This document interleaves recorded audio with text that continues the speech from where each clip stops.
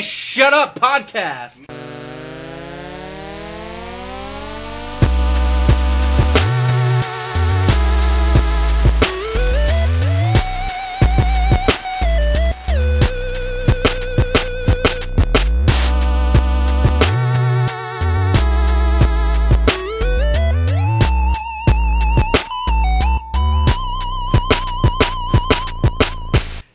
It's Tuesday, November the 5th, 2013, and this is Slashplayed Podcast. This is our intro. Guess what? Deal with it. Yep. That was really lame. Yeah.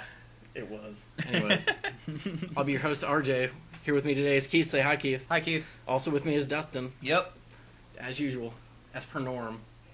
Tried to record this podcast earlier, but somebody had to watch Agents of S.H.I.E.L.D. No, I just needed to actually play video games for, once. Somebody had to lie to me about the thing that they were going to watch and tell me that they were doing something. Listen, you know, that would have been an acceptable excuse. I would have been fine with that. Literally. Listen, when you catch me immediately after work, I'm just going to say whatever gets you the fuck out of my room. Saying, hey, bitch, I need to play video games, I would have accepted way easier than... I didn't think about it until about 5 Agents minutes after of you S.H.I.E.L.D. left.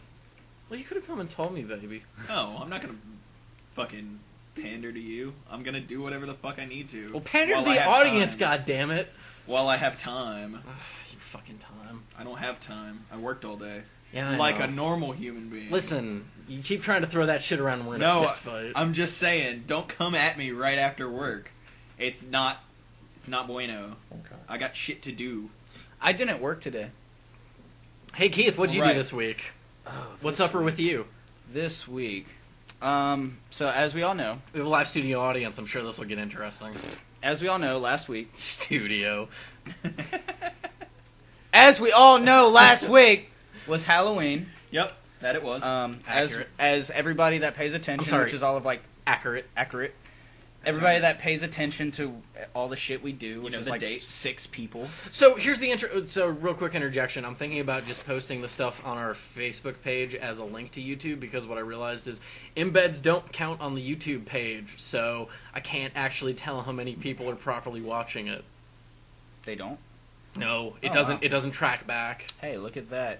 So I'm sorry if I make you... The more you know. Sorry if I make you guys click one more page, but I need to know how many of you people are actually listening to it. And yeah, I said you people. I was going to get to that. I thought I was the insensitive and bigoted one. Yeah, well, I've been drinking more than you have tonight, so... I'm never buying you beer ever. Let's fucking get rowdy. Let's get Roddy Piper up in this bitch. Roddy Piper. Let's get in the Piper's pit! Yeah. Yeah! No. Oh, yeah. No. Man, how great was that part of Saints Row 4? How great was that part of Saints Row 4? Oh, yeah. Suddenly, yep. Roddy Piper appears. And then he looks over. God damn it. No.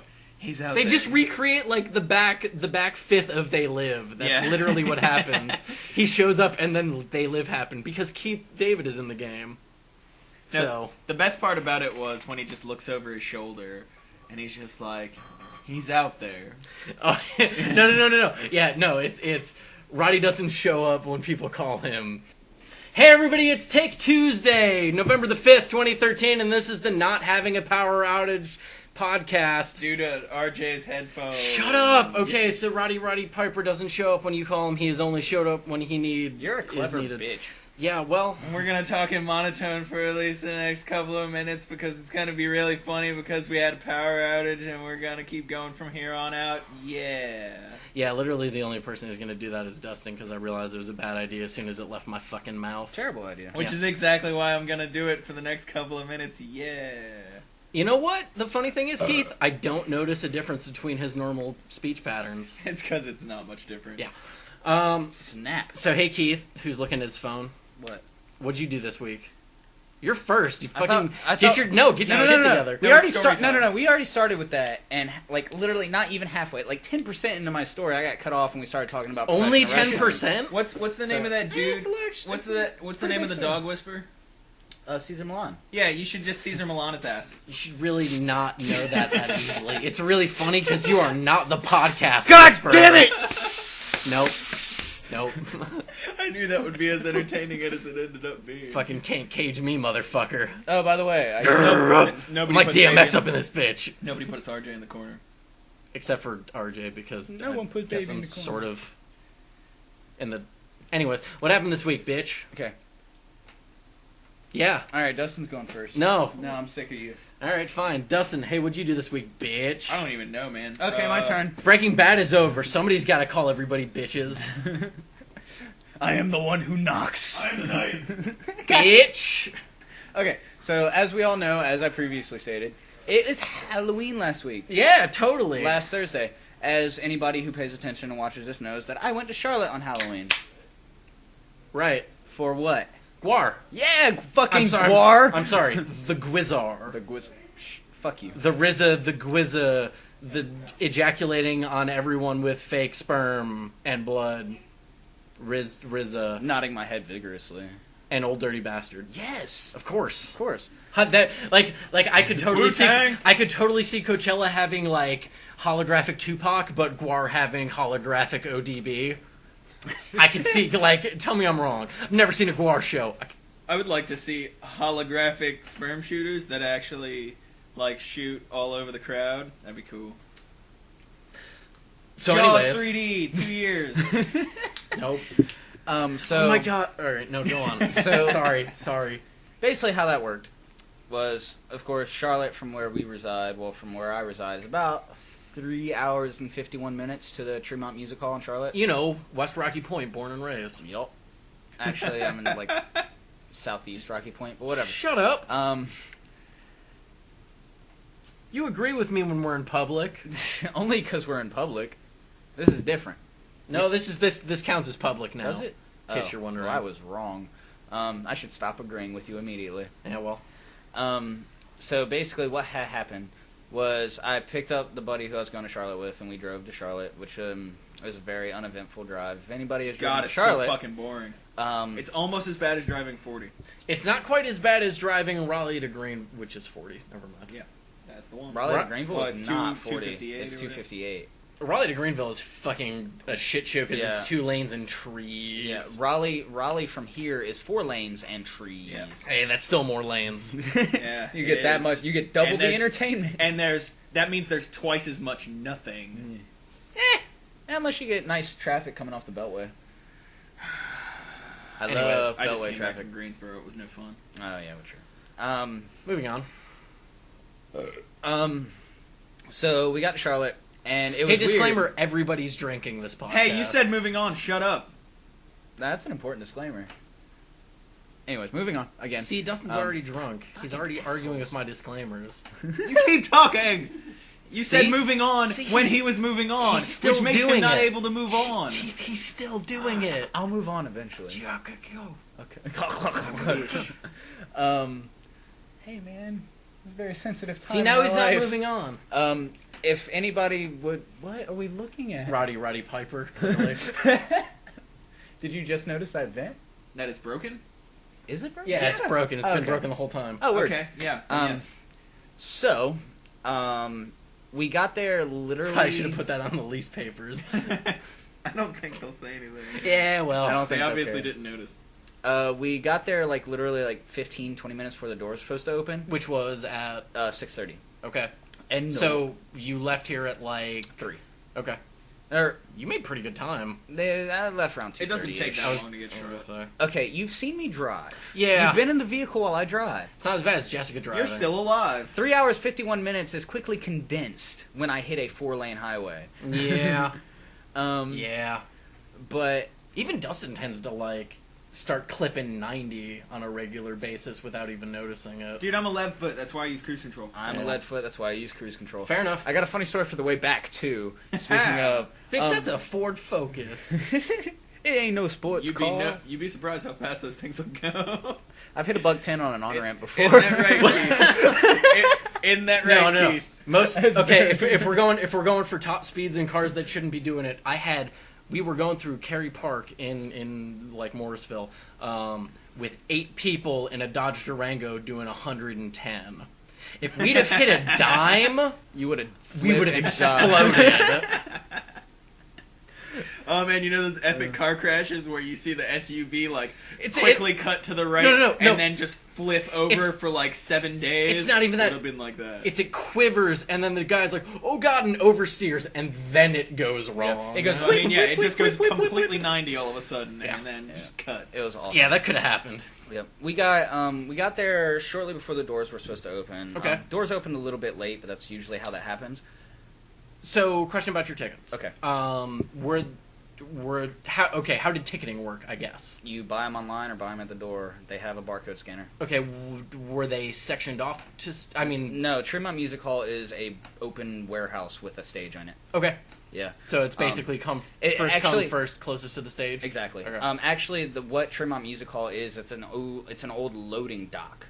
Okay. So the bands load in through the bay doors in the back. That's fucking boss. Yeah. It's a good setup. Yeah, and then they have the stage, and then the floor of the loading dock is the floor. Okay. So it's basically first come, first serve. Because we got there and hardly anybody was in line, I was I could touch the railing. You know? Okay. Word. Yeah, the first band that played was Band of Orcs, which is exactly what it sounds like. It's a bunch of people dressed like orcs playing heavy metal, and they're actually surprisingly good. They fucking better be with a shtick like that. So you say that, and all I want the opening act to actually be at that point is the Lords of the Rhyme, but that's just me. Nah. They're quality. There's no orcs in Lord of the Rings. Uruk-hai are the only ones that count. We're going to have a fight later, but we're not going to do it right now. Okay, we'll fight later. But the next band was Iron Reagan. And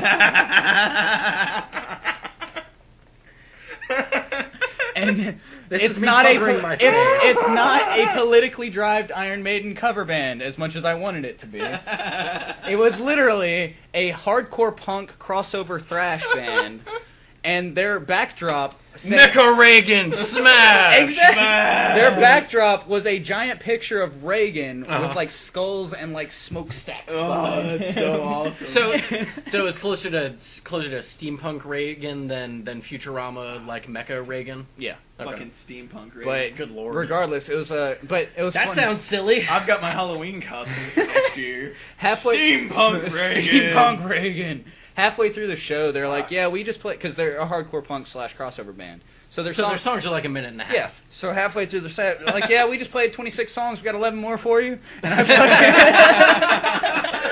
fucking Yep. And they only had a 25-minute spot. Yep. So...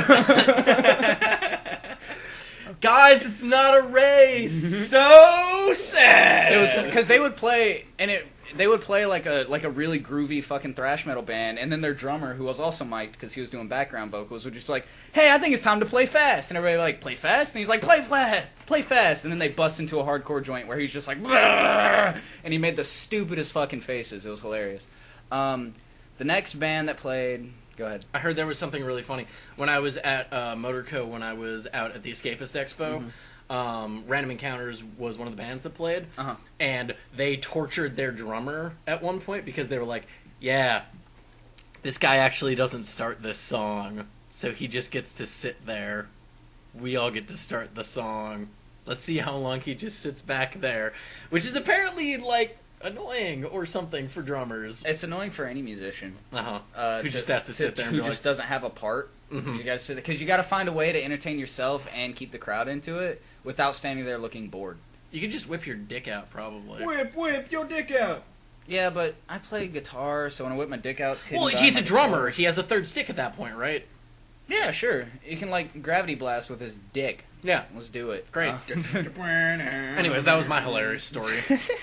The next band that played, and if anybody's been to the Tremont Music Hall, the stage is pretty small.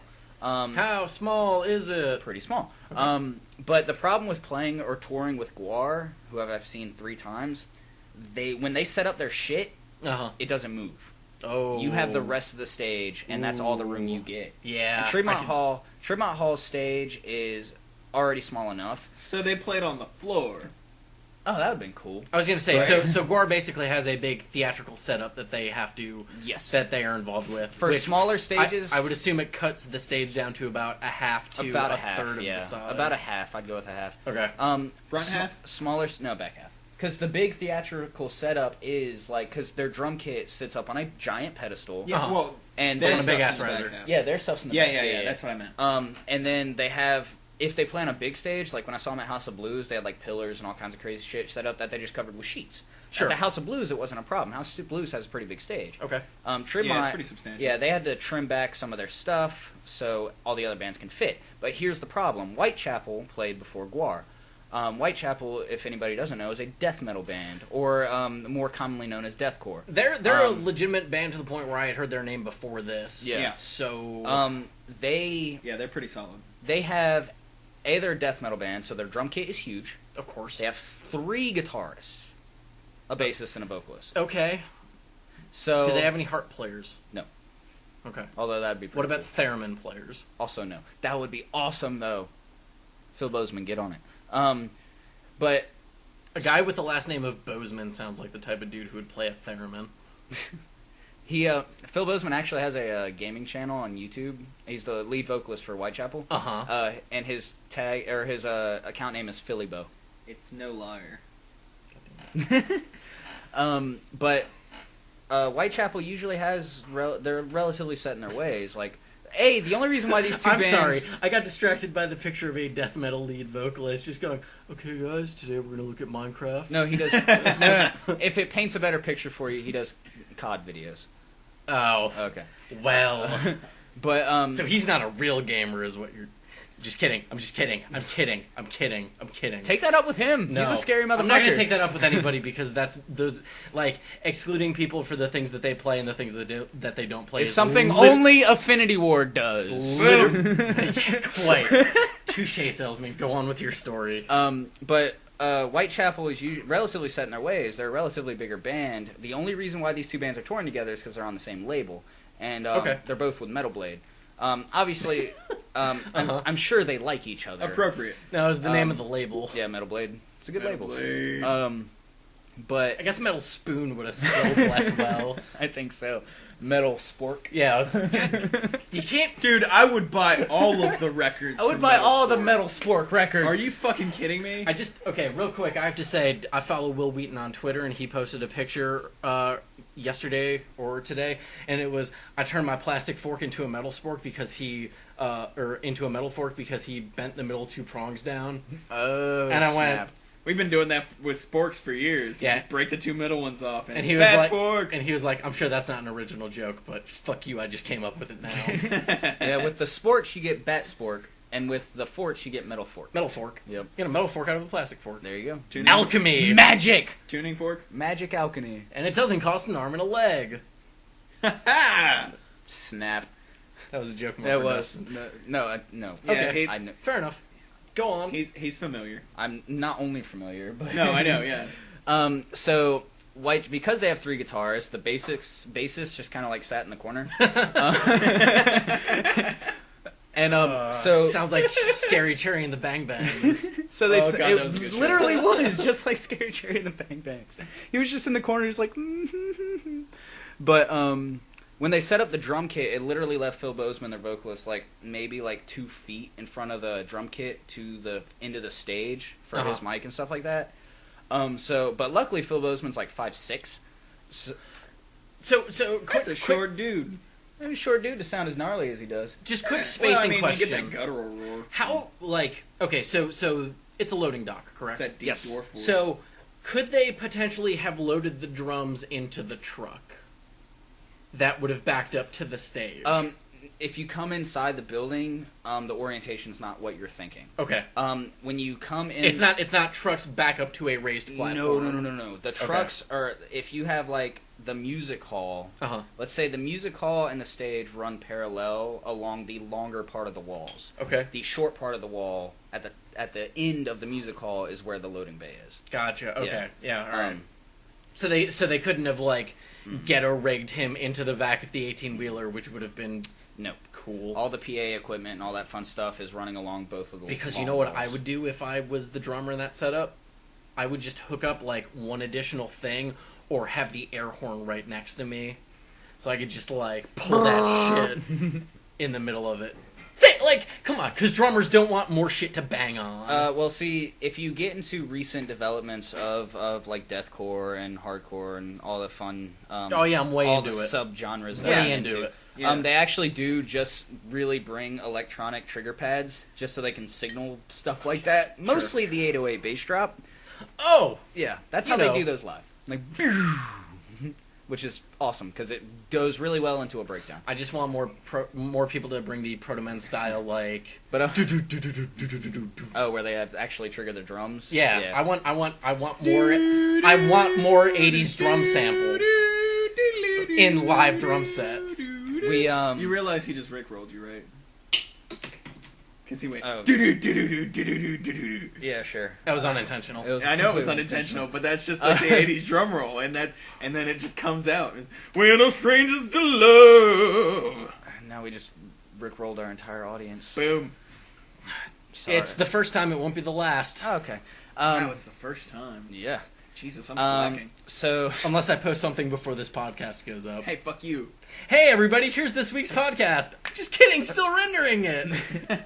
oh my god, if you do it, I'll give you $1. Man, Spoilers, this happens. I'm really, It's not spoilers. It's going to happen before the podcast is even up. No, I'm saying it'll It's be reverse spoilers. spoilers. It'll be spoilers for the podcast because we're talking about it on the podcast. You two don't get to say shit. Yeah, you can't talk to anyone. Fucking live studio audience. It's We filmed in front of a live studio audience, but we're not releasing the film. say hi, audience.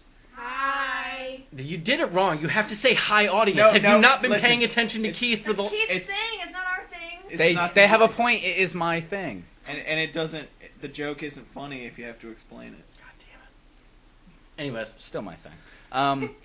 But it was funny because Phil Bozeman at one point they put like these pedestals in front of the guitarists so the guitarists can get on the pedestals and interact with the crowd more frequently without having to step over their own equipment. sure, makes sense.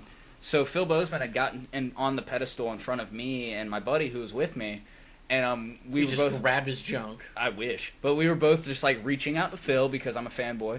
That's He, what you do. and he touched my buddy's hand. And you were like, I'll throw you the idol if you throw me your whip.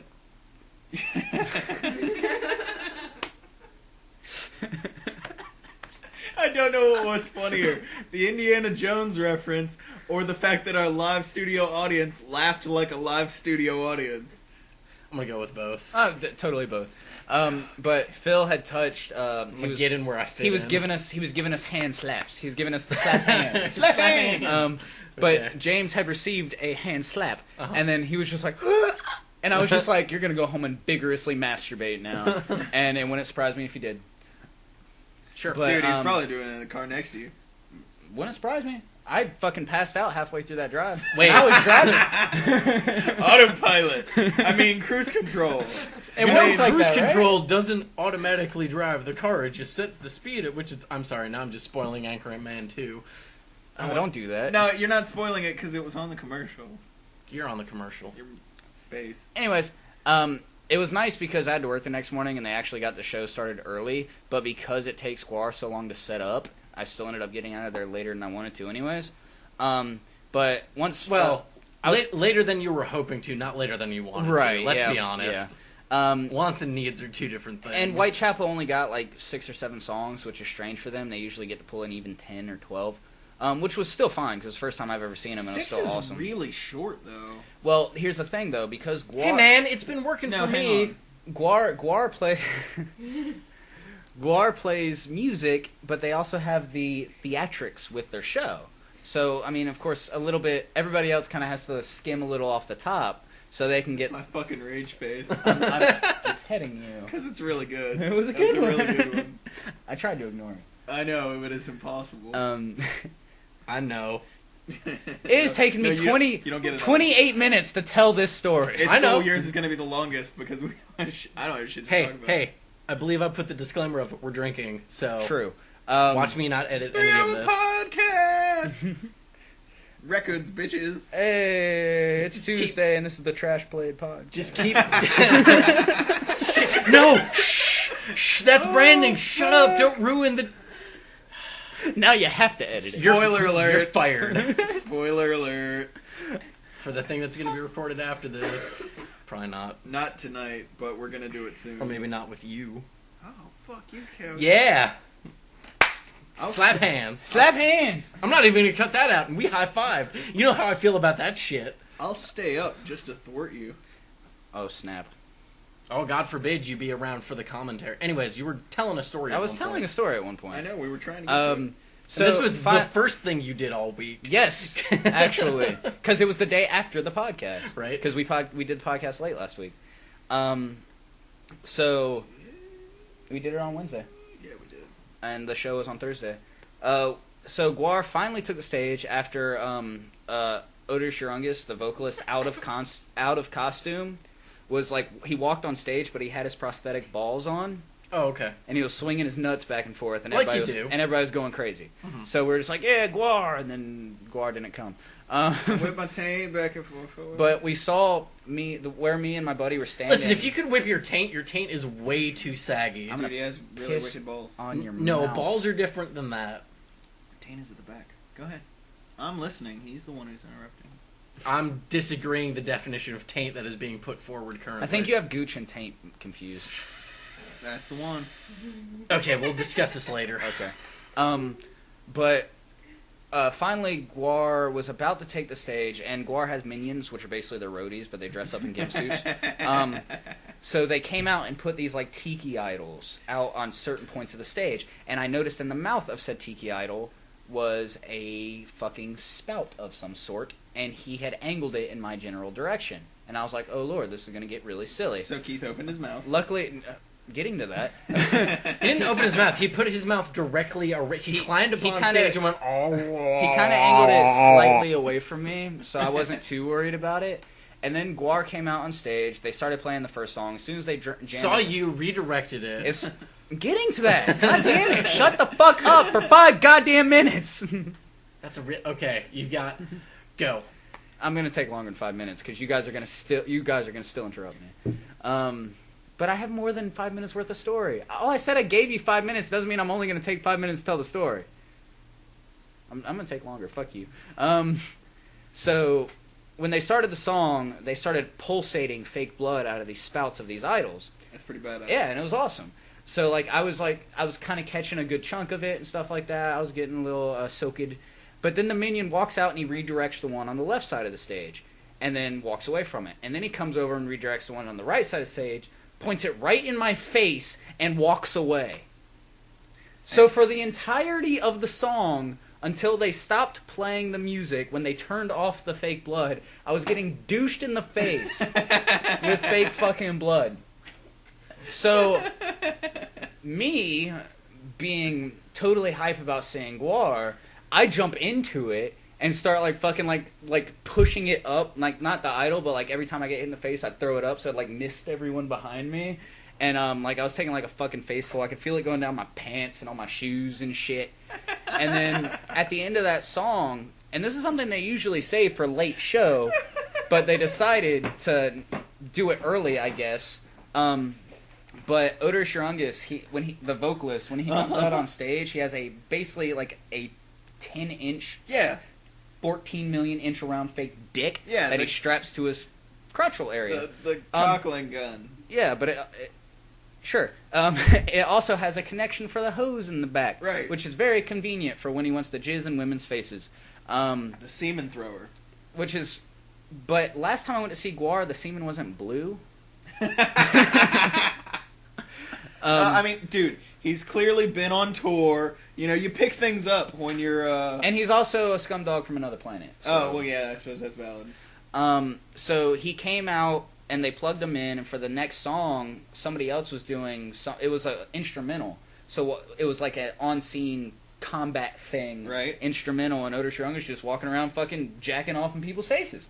So when he came to me, he looked at me, and... He didn't really point, but how could he resist? He gave me the nod. Oh god! I knew he was on board with what was about to happen. So he starts fucking not even pulsating, just unloads in my fucking face. So I open my mouth. Like I said, I was getting to it. I take a nice good chunk in, and then I spit it in his face. Or is it at least as close to his face as I could rationally get to? So I just took a gulp of odorous spunk, and then I proceed to projectile spit it back into his face. Snowball fight? Essentially.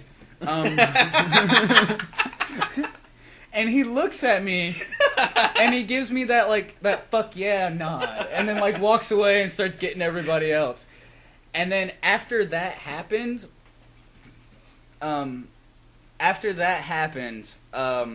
this dude behind me, once the song ends and everything kind of gets quiet because they're arranging for the next scene, so to speak, this dude comes up behind me and taps on my shoulder.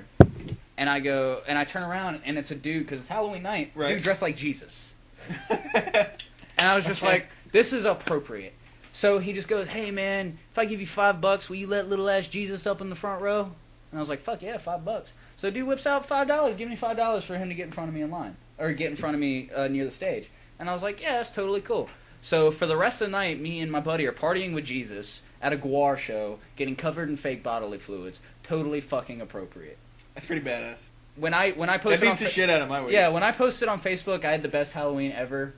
It was pretty accurate, but it didn't stop there. On the way home, it was about an hour and a half, 2 hours into the drive. We're on 74, 76, and bullshit. I'm just kidding. I'm not sorry. Bullshit. I'm sorry. Your 5 minutes was up. But no, it's not. I still have 10 seconds.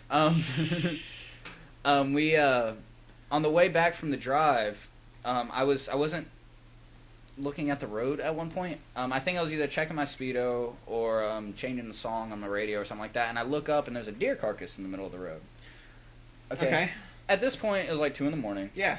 I didn't feel like evading the fucking deer carcass. Fuck it. So, I Dukes a Hazzard jumped over a dead deer, doing 85 miles an hour I'm picturing on it in my head 74, right 76.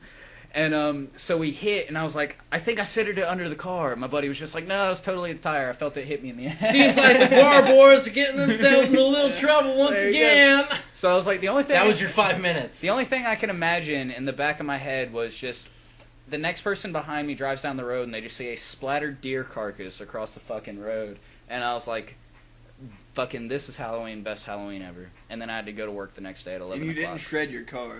That's what Didn't shred my car. When I was at work, like 2 days later, one of my coworkers came up and said, yeah, I think there's something wrong with your car, blah, blah, blah. And I was like, oh, it must have been from when I hit the deer. And then I went out there and checked it out, and nothing was wrong with it. And I was like, you're fucking a liar, and there's nothing wrong with my car. So I think it was a pretty successful fucking night. Apparently. You do anything else this week? Got into the Hearthstone beta finally. Oh, yeah? Yeah. After doing what? After I went home 2 nights ago. This was my favorite part of this story, because I don't think this shit fucking works, but if it does, I'm going to fuck Blizzard in the ear way more often. Yep. I went home because a buddy of mine got into the beta, and I got pissed off. Because I've been waiting for the beta for months. For anybody who wasn't here last week, him. Keith legitimately left for 20 to 25 minutes last podcast. Yep. No, because I was talking about Hearthstone. Yep, and what made me rage more was after he got it, a buddy of mine got it, and then he came to work. He came to me while I was working to rub it in my face. Oh, that's a bitch. Yeah. So I would not have rubbed it in your face. I mentioned it, like, not to piss you off, but it was like... We had to legitimately talk about it. That's what we do. We talk about video games on right, a podcast, yeah. And right? I understand, and I'll excuse myself for that. Right. Okay. But he came and rubbed it in my face. So I was like, all right, fuck this, Blizzard. I'm tired of fucking with you. I'm not going to be like, hey, Keith, look at my Hearthstones while I put them in your mouth. Like, I'm not going to do that to you. So the logical solution, since I was hanging out for months waiting for this beta, was to go home and resubmit my beta application 5 times within a 10-minute period. How many times? 5. That's really fast. Yep, I updated my system specs and resubmitted my info for the beta 5 times. Had your system specs actually changed since the last time you submitted for the beta? Actually, yeah, because I resubmitted them after I got a new graphics card. Because I had submitted them once prior when I was just running my APU. Was that and then when the original time? Yeah, the original time. Okay. And then when I started using Crossfire, I resubmitted them again. Okay. So this time I was just pissed off, and I was just like, run program submit, run program submit, run program submit. And then the next day they sent me an email. So apparently fuck Blizzard in the ear if you want beta keys. Yep. So I think it's just lotto. Like, if you just put in a whole bunch of applications, eventually one of them gets pegged. I think Is that how that works? I think Right? I think Blizzard has I haven't looked at their stuff, but it sounds like Blizzard is just sending out more invites. They are, yeah. And it might have just been... I might have just gotten hilariously lucky. I like to feel like me I pestering usually video consider game myself companies. hilariously lucky if I get in the beta, regardless of how many betas they actually send out. Hey, because we changed our thing about betas, you want to talk about the other beta that we got into when you talk about video games? Which one? Infinite Crisis? That's the one. Yeah, I need to update it. It's going to be a couple... I mean, we'll talk about what we played. Hey, Keith, you do anything else this week? It before you only walk currently away? has domination but I gotta modes. pee. Or at least the last time I checked. I don't care. We're on you. Yeah, right. I worked a bunch. Oh, fucking at band practice yesterday. If anybody knows anything about music, you'd understand that the 6th string on a 6-string guitar is the thickest string on that guitar. Correct. I popped that string somehow last night. Ooh. Did you fucking, Is it tear just your old? arm open? Well, here's the thing. When I'm looking at both of your arms and they look intact. Yeah, they're fine. So you didn't go ship yourself? Nope. No, it's not that bad. Also, if anybody hasn't seen No, Ghost but it Ship... is that bad. No, Because it's that bad if you get caught with it. If anybody hasn't seen What? Ghost Ship, go watch the first 5 minutes of Ghost Ship, and It's then that's all hilarious. you That's need all you to need to watch of watch. Ghost Ship. That's pretty much the story. If anybody else that knows anything about guitars, I use Diodario strings. I use Diodario strings, which are nickel wound. Yeah. But I use .13 gauge up, which Yeah. means my 4th string is also wound, not just my Oh, my that's 5th. sexy. Or no, my 3rd string is also wound, not just my 4, 5, and 6. Right. Okay. So See, so you have that you have- no, that actually made sense to me after you reclarified, because I was like, wait, Right. what? Which means my top string is like I think it's either a 59 or a 61 gauge, .59 Yeah. or .61. You're losing me again, but go on. It's thicker than your average bear. Right. And I popped it by doing palm mute chugs. Ooh. What? Yeah, it's literally just going dun dun dun dun dun. Because I feel like I just came down. No. Was I it really- just, is I- it just, like, old? Well, no, it wasn't old actually. I just replaced these strings like a week ago when I put the new pickup in my guitar. Did you put them on hella tight? No, we play in drop B. I feel like I just chug really hard. But that sucker popped, So. and so I had to buy new strings. Which Sitting here fist pumping. this time I bought elixirs because they're coated, so I don't have to change them as much. Yep. you gotta chug Yeah, them they're pretty elixirs. sexy. Those must chug mers. I do like the elixirs, man. I love elixirs. This But- is why we don't let people into the podcast. That's poor why? baby. Yeah, That's why. yeah. I thought it was because of the hilariously having to edit. Nah, I'm over that. We So yeah, I did that yesterday. So I had to buy new strings today. None of this is getting edited. And then I went. Good. And then I went to my tattoo shop and set up an appointment for Thursday. All right, So what are you getting this time? Because just- you got your I'm actually bordering this in more stuff. you're getting your skull Bordered and more stuff. ordered. In more stuff. Okay, like what? I don't know. You okay? That's what the meeting's for on Thursday. Gotcha. Yep. Okay. That's Uh, basically what I did this week. No, you. And I worked a lot too. And then you secret shopped. Oh yeah, I had to fucking secret shop for. It's not a secret anymore. Yeah, I had to mystery shop for my store, which basically means I go through and get food, which I do at my store a lot, and but they didn't know I was grading them this time Right. until the manager on duty was just like, "Be nice, he's secret shopping you," and I was like, "God damn it, Michael!" That really. So everybody was on their P's and Q's, and fucking, I had perfect service, and I was like, "Well, this is dumb. I'm gonna do it again tomorrow." So I am. Can you actually do that? I can do it how often I want to. I literally can. I have all the paperwork to do it. But do you have to submit what happened today and then resubmit what might happen tomorrow? No, because I submitted all. What does that mean? Because when we do mystery shops on our own stores and our stores within our company, they don't actually count for the company's mystery shops. You know, like when corporate Sure. sends a shopper. Sure. It's more for the manager's analysis. So they want to see all the information. Okay. So we just give it to them. So you did technically fill out one for today, but you could just as easily fill out one for tomorrow when they don't know you're coming. Yep. Okay. Which is exactly what I'm going to do. Because I work tomorrow at 3 o'clock, which means I'm going to go in at 2 and get some food. And Lord knows nobody who fucking works at your place listens to this. Yes, that is true. It's incredibly valid. All right. Hey Dustin, what'd you do this week? Let's see. We didn't record this until Wednesday. Correct.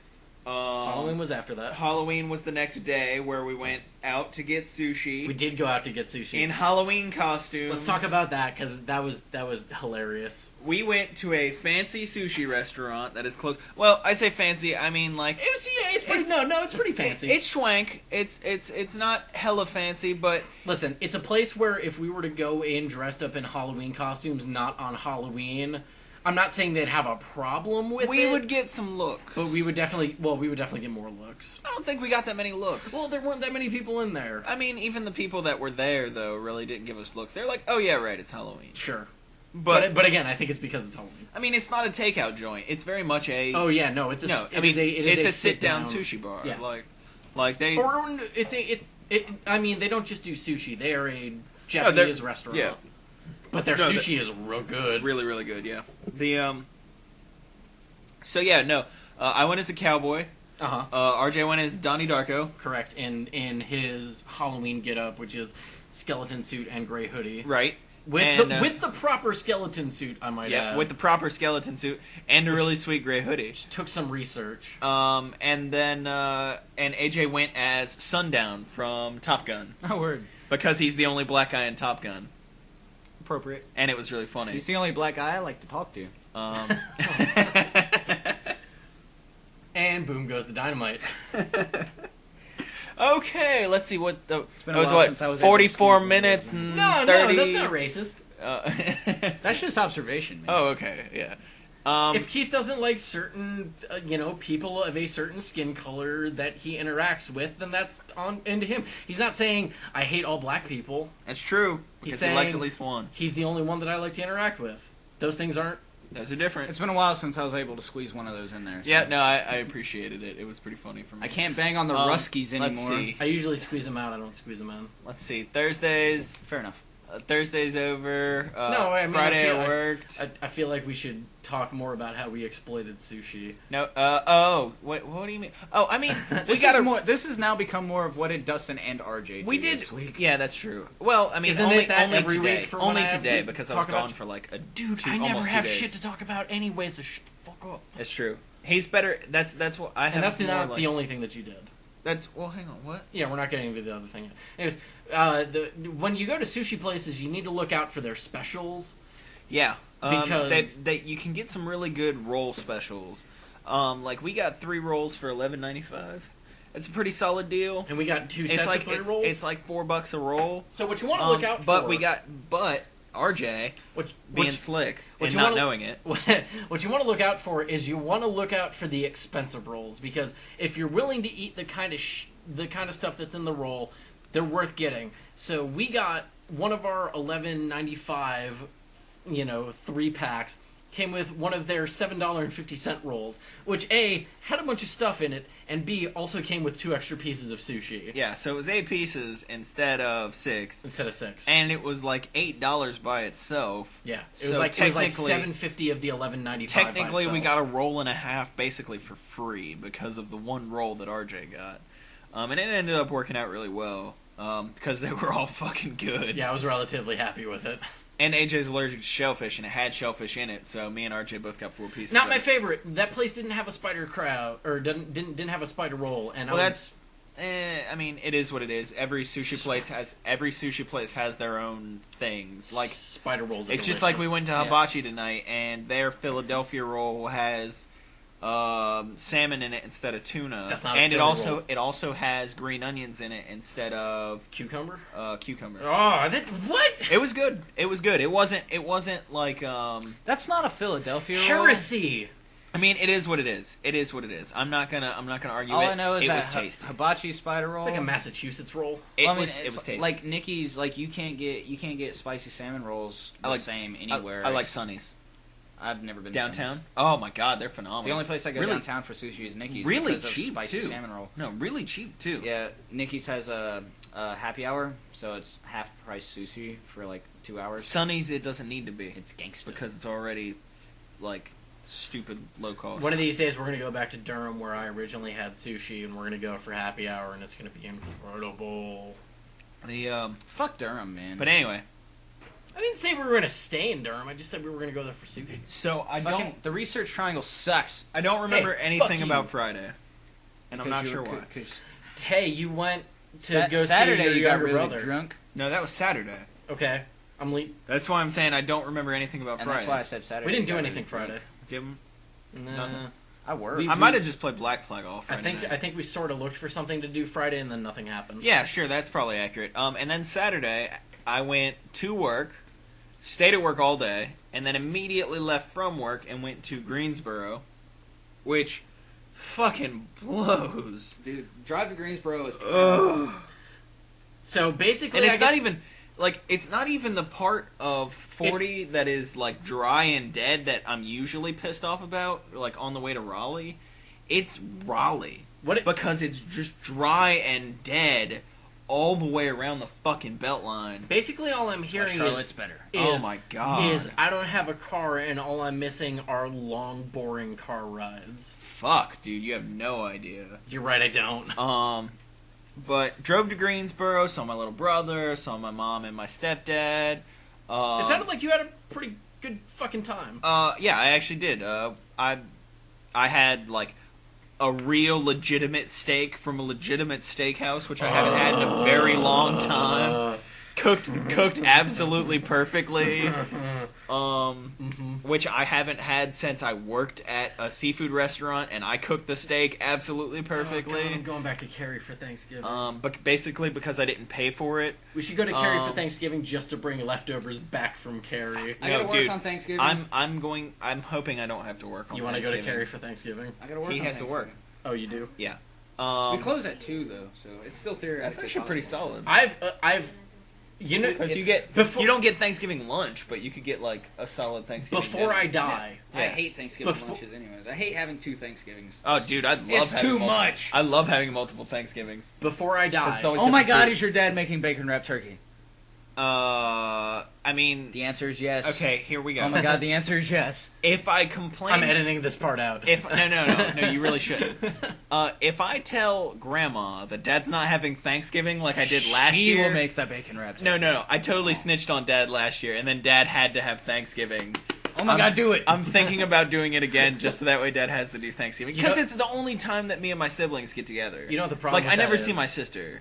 So Your there's one sister problem sucks. with your Well, plan. right, but I mean, it's accurate. Your but, dad listens to this podcast now. Well, yes, but hopefully... Hey, Big Nels, make fucking bacon wrapped fucking hopefully turkey. I won't have to snitch on him again this year. He knows it was me. He's not, because he's gonna listen to this and be like, "Oh my God, Keith is serious." So one time before we die, we need to get a Bojangles turkey for Thanksgiving. Oh, when they fry it? No, they don't No, fry it. they don't fry it. They pre-prepare it for you. And season it for you. And season it for you, and then you can either bake it or deep fry it. Right. Oh, cool. The only thing we do for fucking Thanksgiving is just sell gallons of sweet teas, so fuck you guys. Well, get this. Hey, guess what? We used to sell gallons of sweet tea at our place, just regardless. No, we do, but we get like one a week until Thanksgiving, and then everybody and their mother's just like, "I want a gallon of tea." Yeah. Because Thanksgiving. Fucking Mickey D's tea! It's so awesome! It's like, it's I hate it when people go, "I want $1 Mickey D's sweet tea." Be like, hey, you know what Mickey D's sweet tea is? It's fucking tea with okay. So it's a full thing of sweet tea. You know, here's the secret. I'm gonna spoil it because I don't work there anymore. You know what the secret to Mickey D's sweet tea is? 3/4 a bag of sugar. 4 pounds of sugar. I was gonna say the whole bag of sugar. Actually, Well, it depends on if you mean like a full urn or if you mean just like pounds. a cup. no. of Well, here's the sugar. thing. I got that after I started talking. blowing it up. Yeah, it's 4 pounds of sugar per 5 gallons of tea. Yeah. So guess what? You can make that shit on your own. Yep, there you go. It's not that hard because guess what? We still buy consumer grade sugar. We just buy it in bulk. All you got to do is do the ratios for 1 gallon instead of 5. It's retarded. So it's like 0.8 pounds of Yeah. sugar. Oh God. 0.8 a pound of sugar per gallon. Just do it that way. Right. And make You sure doing you it- brew the tea hot so the sugar dissolves. It's true that. God damn it! How hard is it to fucking teach people to make tea properly and not just have sugar sediment at the bottom? Song of the South. How fucking retarded are people? people? Keith, how retarded are people? Very retarded. All the way. Anyways, Yeah. you got anything else, Dustin? It's all those people from the north. That's the problem. No. I made the first time they taught me how to make sweet tea down here. Did you ever try to go to Florida? You're homogenized. Florida is the north-south. Did you ever try to go to Florida? That is the question I asked you. I don't want an explanation. Define try to go to Florida. Did your family ever try to move from Florida to Buffalo? Or from Buffalo to Florida? Sure, my grandmother lived down there. Okay, then you're a heifer. No. You're a heifer. Nuh-uh. You are a fucking Nuh-uh. heifer. No. I asked No. you if your family, The being Mason your direct family, Guess what? trying to go to Florida. The south part of the Mason-Dixon line cuts out at, like, Jacksonville, Florida. You're a heifer. Yeah, anything that's south accurate. of there is... That's very accurate. Anything you anything south of there is... Florida Okay, is just... give me the description of heifer, and then I'll explain how you're wrong. I don't know the definition of heifer. Then how are you arguing with me? How are you saying no if you don't even know what the fuck a heifer is? So Saturday I had steak and beer. And then I went to a bar where I had RJ. more beer. No, get this. More beer. And I paid for none of it. And so I just had tons of beer. And I was like, this is fantastic. And then I went to sleep. You sure it wasn't Steintastic? Absolutely. And it was Red Oak because Red Oak is actually Yeah, brewed it in was. Burlington. Of course it was. Yeah, because Red Oak is brewed in Burlington, so everyone has it on tap there. So here's the thing. And it's pretty phenomenal. I have not yet taken the picture for my debut hip-hop album. I just want to go to the Red Oak factory and stand outside of it and pose cross-armed like a Beastie Boy, because their factory says Red Oak, and then to the side of it says the freshest, and I just want to stand there like that in my fucking B-boy stance and just be like, this is the best album cover I could ever have. So anyways, I didn't do anything this week. Keith, what'd you play? What's upper with what you played? You got on the Hearthstone beta. You play any of that? Yeah, Of course you did. I unlocked all of the classes and the tutorials, and then I played a little bit of Arena, and then I had to fucking go to a fucking staff meeting today, so... So how'd that go for you? What, the staff meeting? No. Oh, Hearthstone. Yeah. I'm good The video games part. I'm good at beating computers, bad at beating people. Have you played any of the expert computers? No. They will ream your asshole. I just unlocked the classes and went straight to Arena. Which is really the highlight of RJ's night. Reaming assholes? God damn, no, getting my asshole reamed. Oh, I'm sorry, bud. I'm sorry, guy. We went through the whole, I guess... It's okay, the tongue's not barbed. I guess we went through, yeah. It's also not a cat's penis, so, you know. We went through the whole definition of what Hearthstone was last time, so do you have anything else? Do you want to like, your personal standpoint? My personal standpoint? Or viewpoint? It's in beta, it's buggy, mages are broken, fucking fix it, moving on. You like your Gurabashi Destroyer on your mage? Yeah. You know the most broken thing in the game? What? The Gurabashi Destroyer on the mage. Yeah. Yeah. Mages need to be nerfed, but not like hella nerfed. I don't know how you would fix them though. You can't. Like they have so much just direct in your face shit. Like, hey, I'm gonna wipe your board. Hey, I'm gonna do direct damage. Hey, I'm gonna wipe your board. Hey, I'm gonna do direct. So the biggest thing that I've heard about mages is that it's like, it's not even that I'm gonna wipe your board or anything. It's that I have enough frost spells to just make you inept. Like if you dump something. Like, I don't necessarily need to deal with it now. I can make you sit in place long enough for me to deal with you later. Especially if you fill your entire board. Like when we were playing today. When Water elementals are broken. Yeah, no. I'm talking about when you played Onyxia and you filled your board, and then the mage you're playing just froze your entire board. Dude, I remember killing Onyxia. Shut up. Damn it. At that point, you just have to sit with your thumb up your ass. To a degree, yeah. Yeah. Because unless you either they start taking out your minions, or you start nerfing your own minions, like you locked yourself. You know? Yeah.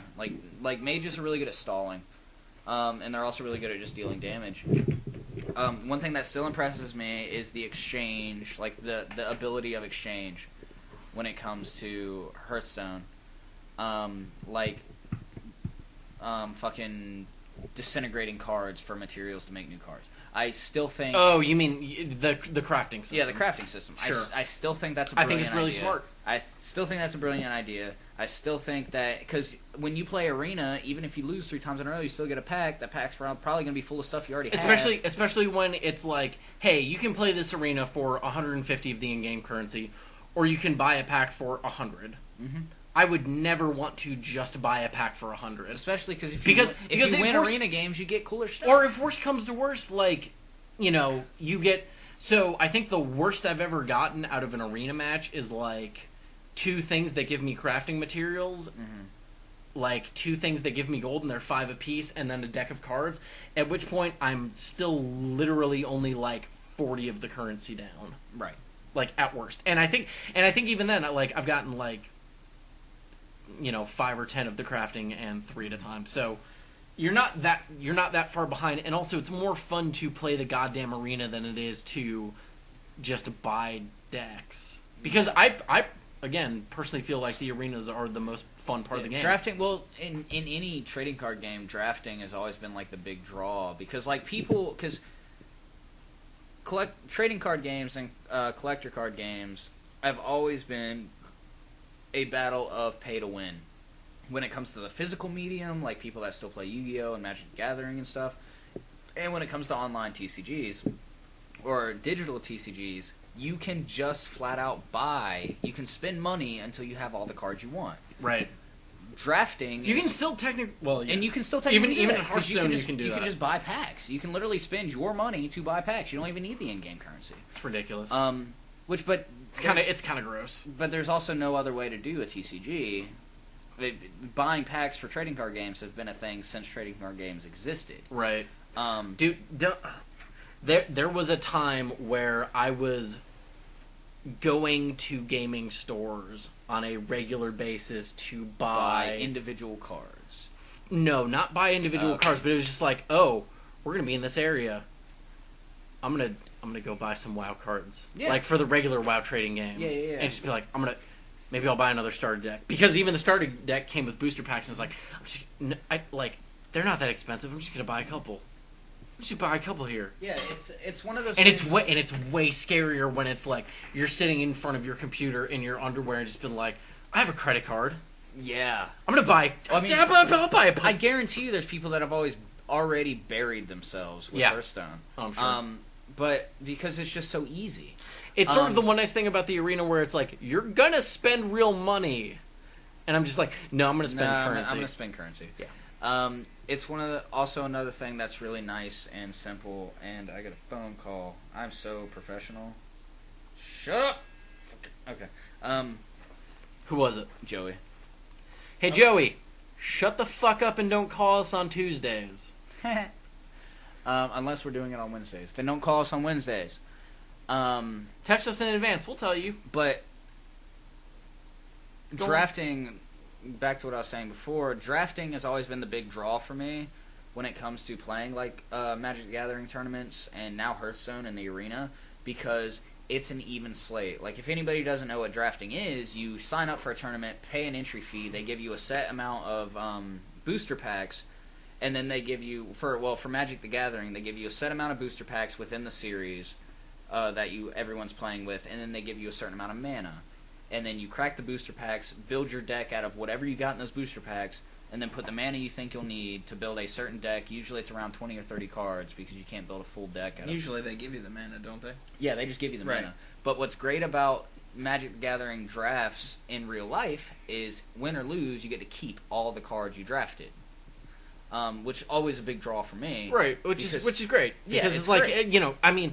You're paying to get in the first place. Mm-hmm. You might as well get the shit that you paid for. Exactly. And then if you win, you get either a premium card or cash. When I was sitting at the Escapist Expo, there were people who had played the Magic tournament or whatever there, and there were people just going through their cards, and there was this one dude who was like flipping through his cards. I was like, I don't know what this is, I don't know, and there were people sitting next to him, and it was like, that's a money card, that's a money card, that's a money card, and there are times where you would just get lucky and just like you can in theory in certain situations, you can regardless of when regardless of if you win or bust out in the first fucking round, you can walk out with more money than you came in with if you just pull the right cards and are willing to sell them to a card shop or something. Yeah. Because guess what? People will still pay for those cards because they are crazy. Yep.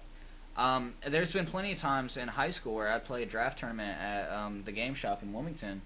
Uh-huh. And I would fucking get my ass kicked in the tournament, but that's only because I didn't draw cards I like to play with. Yeah, sure. And then, but the cards I actually drafted, which I would never use, I just sold. And I would get my entry fee back and then a little pocket change on top. Draft tournaments are awesome, but what the biggest plus to draft tournaments and Arena and Hearthstone is everyone is given the same playing field because it's all on chance. Yep. You can't pay for your deck in a draft. Correct. You pay for a chance to get a good deck. Yeah. And the only thing that I find that I have a small problem with is that some people can just draw multiple legendaries or multiple epics back to back. And it was legitimately a situation that I encountered where I was in the middle of drafting and I was debating between two cards and I was like, I don't know if I want this one or if I want that one. I ended up making a call on a card, and literally the next pull afterwards, the same two cards and a different epic were with it. And I was like, oh, well, I wish I had known that this was going to happen because it would have saved me about 5 minutes of my life. Yeah. I feel was this in Hearthstone? This was in Hearthstone. I've seen a similar problem. I mean, Hearthstone still has a limited library. Sure. When you go play for a contrast, because honestly the mechanics are relatively similar between Magic the Gathering and Hearthstone, and even the WoW trading card game. When you go to a Magic the Gathering draft, they usually do like the booster packs they give you are within the recently relaunched series. Right. But that recent series, Magic the Gathering isn't limited based off of class, it's limited based off of color, and most of the new series, unless it's a core set, are multicolored. So there's not too big of a problem. But there are hundreds of cards per series.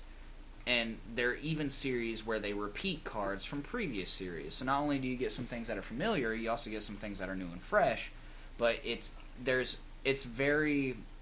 Now, commons, obviously you're going to draw multiples of commons. But when it comes to like your rare and your legendaries, you get those once in a fucking blue moon. Right. And it's very rare that you'll pull the same legendary within the same set of boosters you're getting at a tournament. Have I ever seen it? No, because it just doesn't happen. Which I feel like is something Hearthstone will just have to catch up with. You know, as Hearthstone progresses and more people start playing it, especially once it launches and becomes free to play, because it is going to be free to play. More people are going to get into it. Well, they're going to have to put more cards out. Yeah, exactly. They're going to also release Blizzard no Blizzard question. really could probably take a Valve route and never release another game that they charge money for ever again, and still make infinite dollars off of it. Yeah, well, but Valve also charged you to just get into Dota. I mean, Dota keys were also very fruitful, but I'm talking about when it was still in beta. I mean, yes, they made their money back well before they were fucking planning on launching so the game. if you were being super let's not skew this off into a Dota talk, but if you were being super aggressive about Dota, didn't have any friends, couldn't find one on the internet, which sounds really hard to not come by. You could have bought your way into the beta, but I think I'm gonna bet that about 1% of people did that at most. I disagree. Bought their way into the beta with those skins and stuff. Yeah. Because I'd say a lot of Dota players bought their ways in. A lot of initial, I mean that's something that wasn't well. Okay, so here's the other thing: is that was not a package that they offered for a very long time. Sure. Regardless, though, fucking the sequel to Dota is one of those I think that you're I think that RJ's right. In this particular case, but not because the want wasn't there.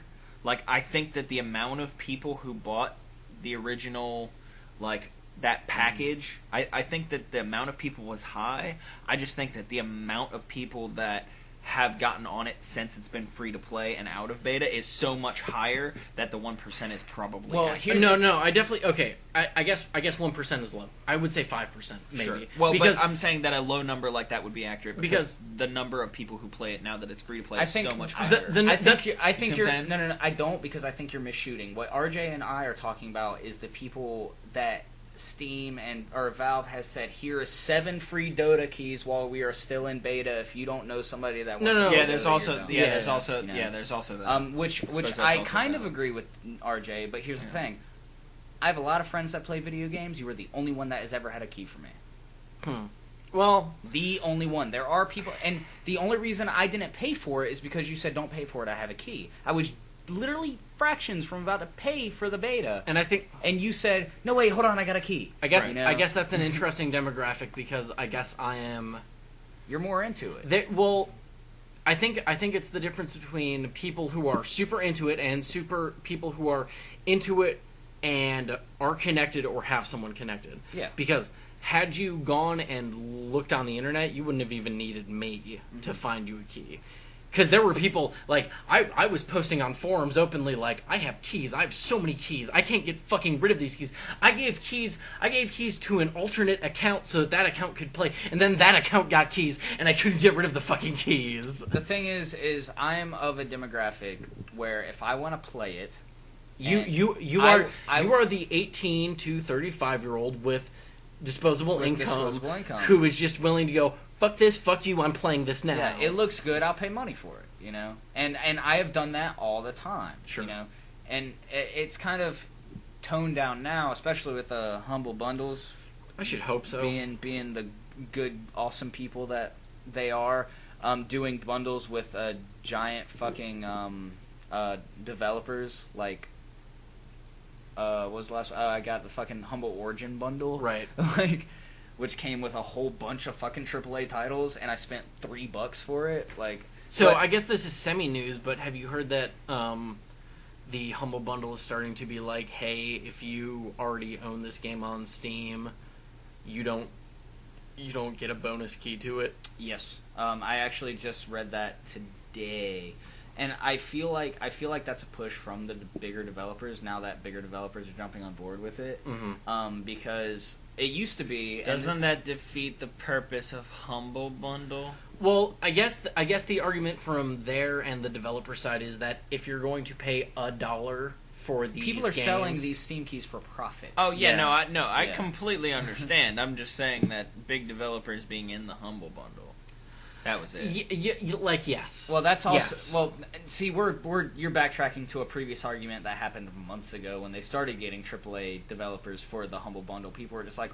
The not-so-humble bundle. Yeah, the not-so-humble bundle. Well, sure, but I mean, that was really more that we haven't really talked about it much, and that's just what I was getting into a little bit. Right, Not anything super crazy. And that was a big thing when, like, people, like... Because they had it wasn't the Activision bundle, it was the EA bundle. Yeah, it was an EA bundle a while ago. It was the EA bundle a while ago where everybody just, like, lost their shit because everybody's like, oh, well, this does nothing for the indie games or indie developers and stuff like that. But my argument for that was always, this isn't for indie developers. Right. This is for fucking charity. Right. And if I can, it's not for anybody but charity primarily. If I can get good EA titles that I enjoy for a fraction of what they're actually worth and all of that money, because I never give any of it to developers, indie developers or AAA developers, I always dump all of it into charity. Yeah, to be perfectly honest, that is probably the single greatest thing about the Humble Bundle, where it's like, you can choose fix where the these money sliders. goes. Like I could see myself giving 5, maybe 10% to Humble Bundle just to keep their website running or whatever because they do good shit. Yeah.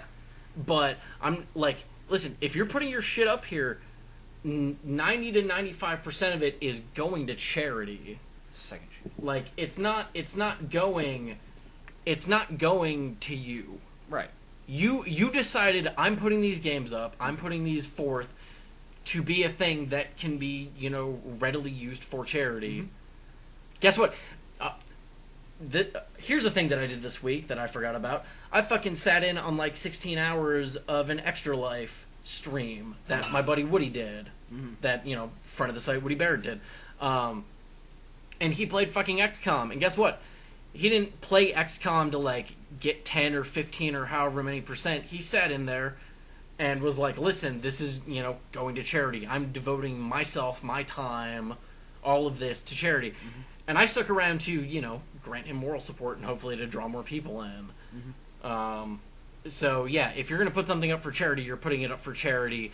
Don't expect to get shit out of it. Yeah, and if you do, cool. If not, that's the fucking purpose. Yeah.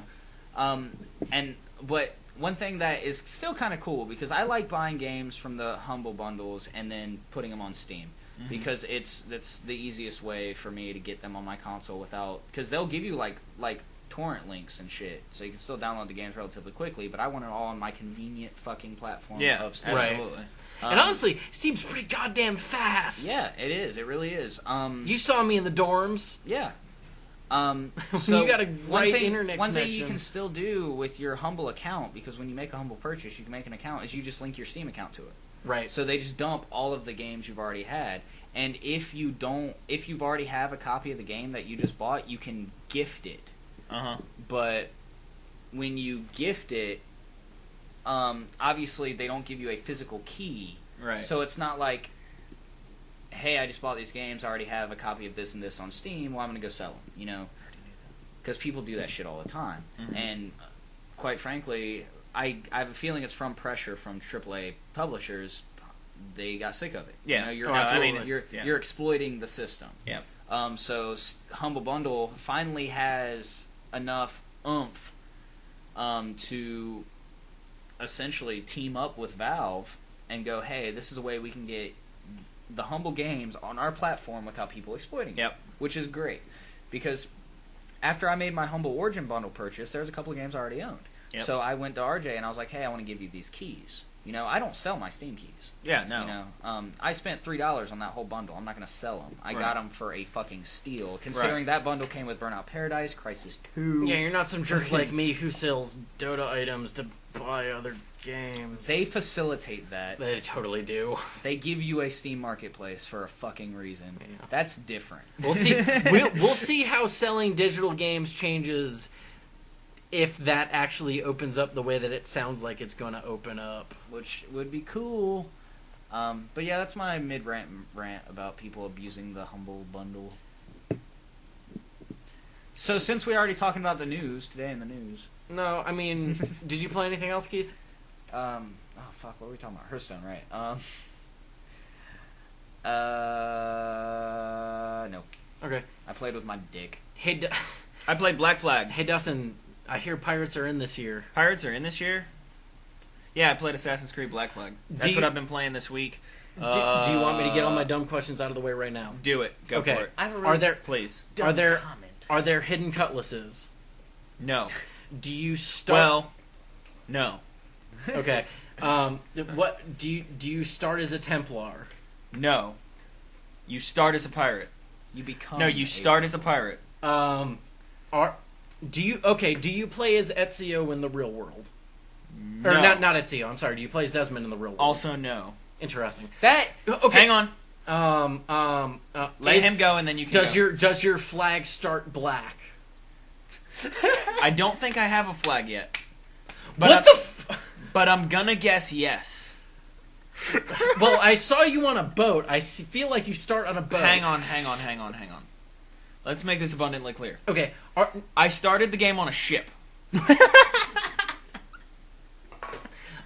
I fired at boats. Okay. And then I ended up on an island. Sir. Do you have hidden wrist derringers or revolvers? No. You don't have hidden guns? No. Do you have overt guns? Dude, you Yes. got hidden guns in 2. Okay. Well, yeah, but they're way past that now. How does the counter combat feel? Exactly like it felt in the games prior.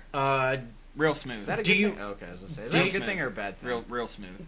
Now, we talked about this last week, so we know that you can recruit boats, but can you recruit assassins like in Brotherhood?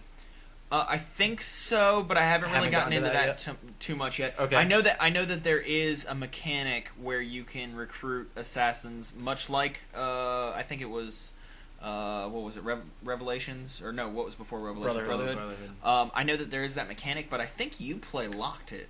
I think that it's like locked to single player because unless you have like You're thinking certain about the sharing boats? things. I think you're thinking about the boat thing again. I don't know. Maybe I know that there was an issue with it. Yeah, but okay. now I feel that like the we certain brushed news on that that we're going to last talk week. about, now that certain news that we're going to talk about is up, that we'll get to later about Uplay. Which I was a little don't know. inaccurate I about. don't know how that's going to work. Now. Yeah, I was just yelling. I don't know that we should talk about future news before we read that news. Okay, I mean, I I'm don't know. unprepared.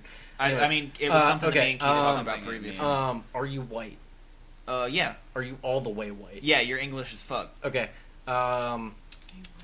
How connected is this game to the last game? That's hard to tell so far. Or are because they trying to cut sales? You are no. You are Edward Kenway. Are they making the old franchise walk the plank? You are Edward Kenway. Okay. You are Connor Kenway's grandfather. You stop immediately. Wait, what? Connor Kenway's grandfather. Wait, what? The guy from 3? Yes, Connor Kenway. What? The guy from 3. Go on. You're his grandfather. So no. So no what? So no, they don't fully... No. ties. This is literally, you Okay. are his grandfather. Okay. Which puts you back, A generation from what you started in Assassin's Creed 3. it puts you back roughly 40 years. Okay. Well, I'd say roughly 50 years, probably. Which makes you a pirate. I mean, just you are in the golden age of piracy. Sure, I'm talking purely generational, as in you started 3 as Connor's father. Yeah, I mean, yes. I mean, you do start as Connor's father in 3, but it's not mainly played as Connor's father. Right, clearly. Sure, Yes, yeah. okay. But yeah, this starts with his father, and Okay. there's been no There's been no link yet. Do they but make it? I'm sure they will. Link Do they eventually. make it super overt that this is? Are Not- they like, hey, remember that other Kenway something? Not. I mean, I'm sure they will. I'm sure that at the end of your missions that you'll get to something like Okay, that. so but I haven't gotten anywhere in that near vein, have you played as someone in the real world yet? yet. Yes. So that person is related to Desmond. Incorrect. How is that possible if they share the same bloodline? Have you played 3? No, but let's talk about Then the... that is exactly how you don't know. But hey, because let's- because you're dwelling on something Okay. that you think is an issue and it's not. Tell me about the end of 3 then. We're past this game. Let's talk about you're Assassin's talking Creed about 3. See, now you're talking about the end of 3, and that's not necessarily even the issue. The issue is you have to have, or Okay, you're good. thinking No, you're I'm- thinking bloodline, and that's right. sure. The way that they delineated that you were connecting to assassins from the first game. Exactly. Which, if you had played all of the games, you would know. Abstergo has Desmond's blood. Okay. Who's Abstergo? Abstergo is the overarching, They're one of the executive producers on the game. Yeah. No. Abstergo is How great was that fucking title screen though? Abstergo is the corporate overlord. Yeah, that's They're Oh, right, we talked about the this. Templars. they are the Templars. They're the Templars in the future. They have Desmond's blood. Okay. How did they Get this? You're gonna shit your pants. When I I tell doubt you it because this. I'm probably gonna piss my pants before that. Nope. It's gonna shit first. All right. You are a game tester, God damn it. and you're testing a pirate game. Is that Not even kidding. You're testing a game with pirates in it. Is that why they have Abstergo Entertainment at the beginning? Yep. That's exactly what I was going to talk about, but we kept getting cut off. No, come on. No, you guys talk about it. No. I was getting to that point. That's all. Yeah, no, that's I didn't want to jump to it first because I wanted RJ to build to it because he didn't know about it yet. I don't know shit. You play in the real world. Actually, you barely play, at least to this point. You're a tester. You're a game tester, or at least that's the facade. Is that you are a game tester? You are brought in? Is there gonna be more? I'm sure. I mean, you can leave the Animus better whenever be. you want. Oh, I think, but that's the thing. The Animus. is a fucking console. The Animus is a PC. You don't even plug it into your head. You don't no plug more. it into your head anymore. You don't get jacked into the Matrix Because they they don't- took all the cool stuff out. because they don't need your blood. Because it's not your blood, it's Desmond's blood. See, my problem with this, and this is what we were talking about before, And so really you're just playing out his memories to find the piece they need. But what's the name of the company? Abstergo. Abstergo. This is where I feel like Abstergo dropped the ball. Okay, because they got Desmond's blood. What? Oh, they got Desmond's blood. Uh-huh. They obviously made this like very efficient way to continue looking for whatever it is they're looking Sure. for. Hold on, let's talk about this. How did they get Desmond's blood? Nope, continue. No, I need to know shut this up. because I didn't beat 3. Doesn't matter. Dude, he was in Abstergo custody for fucking years. Okay. Was he for years or was he for like weeks? At any point, Weeks. they could have taken his blood, dude. They had his blood, they figured out that it works. Okay. But here's my thing. Yep.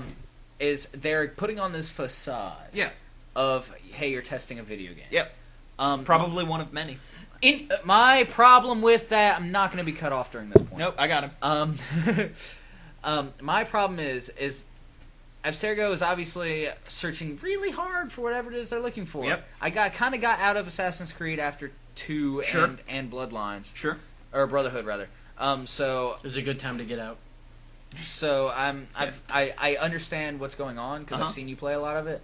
But here's the thing. With the Animus and the first, second game and Brotherhood and Revelations, you've had this perfect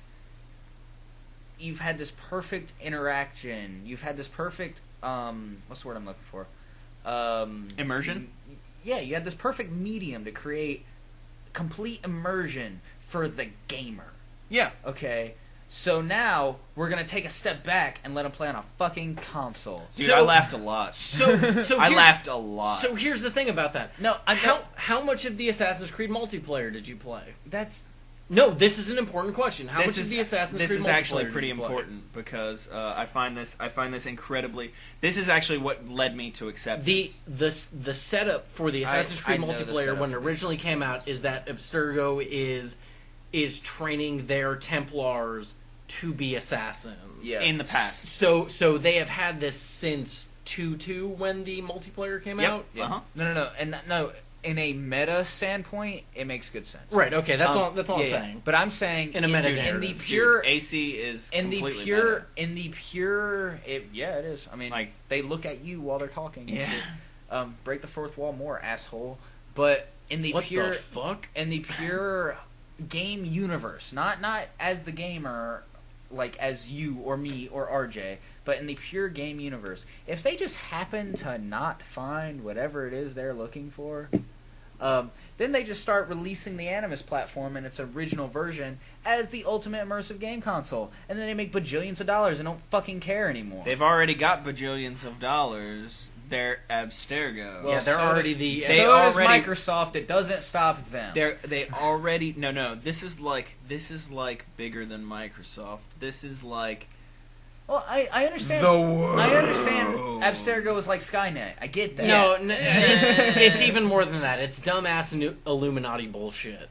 Is they're the embodiment of this is our Illuminati. Well, let's just take the fucking Abstergo name away from it then. Sure. Let's not look at them as Abstergo. Let's look at them as that they're trying to present a product, quote unquote, to people, so they believe it's a product when really they're just trying to play for their own facetious game.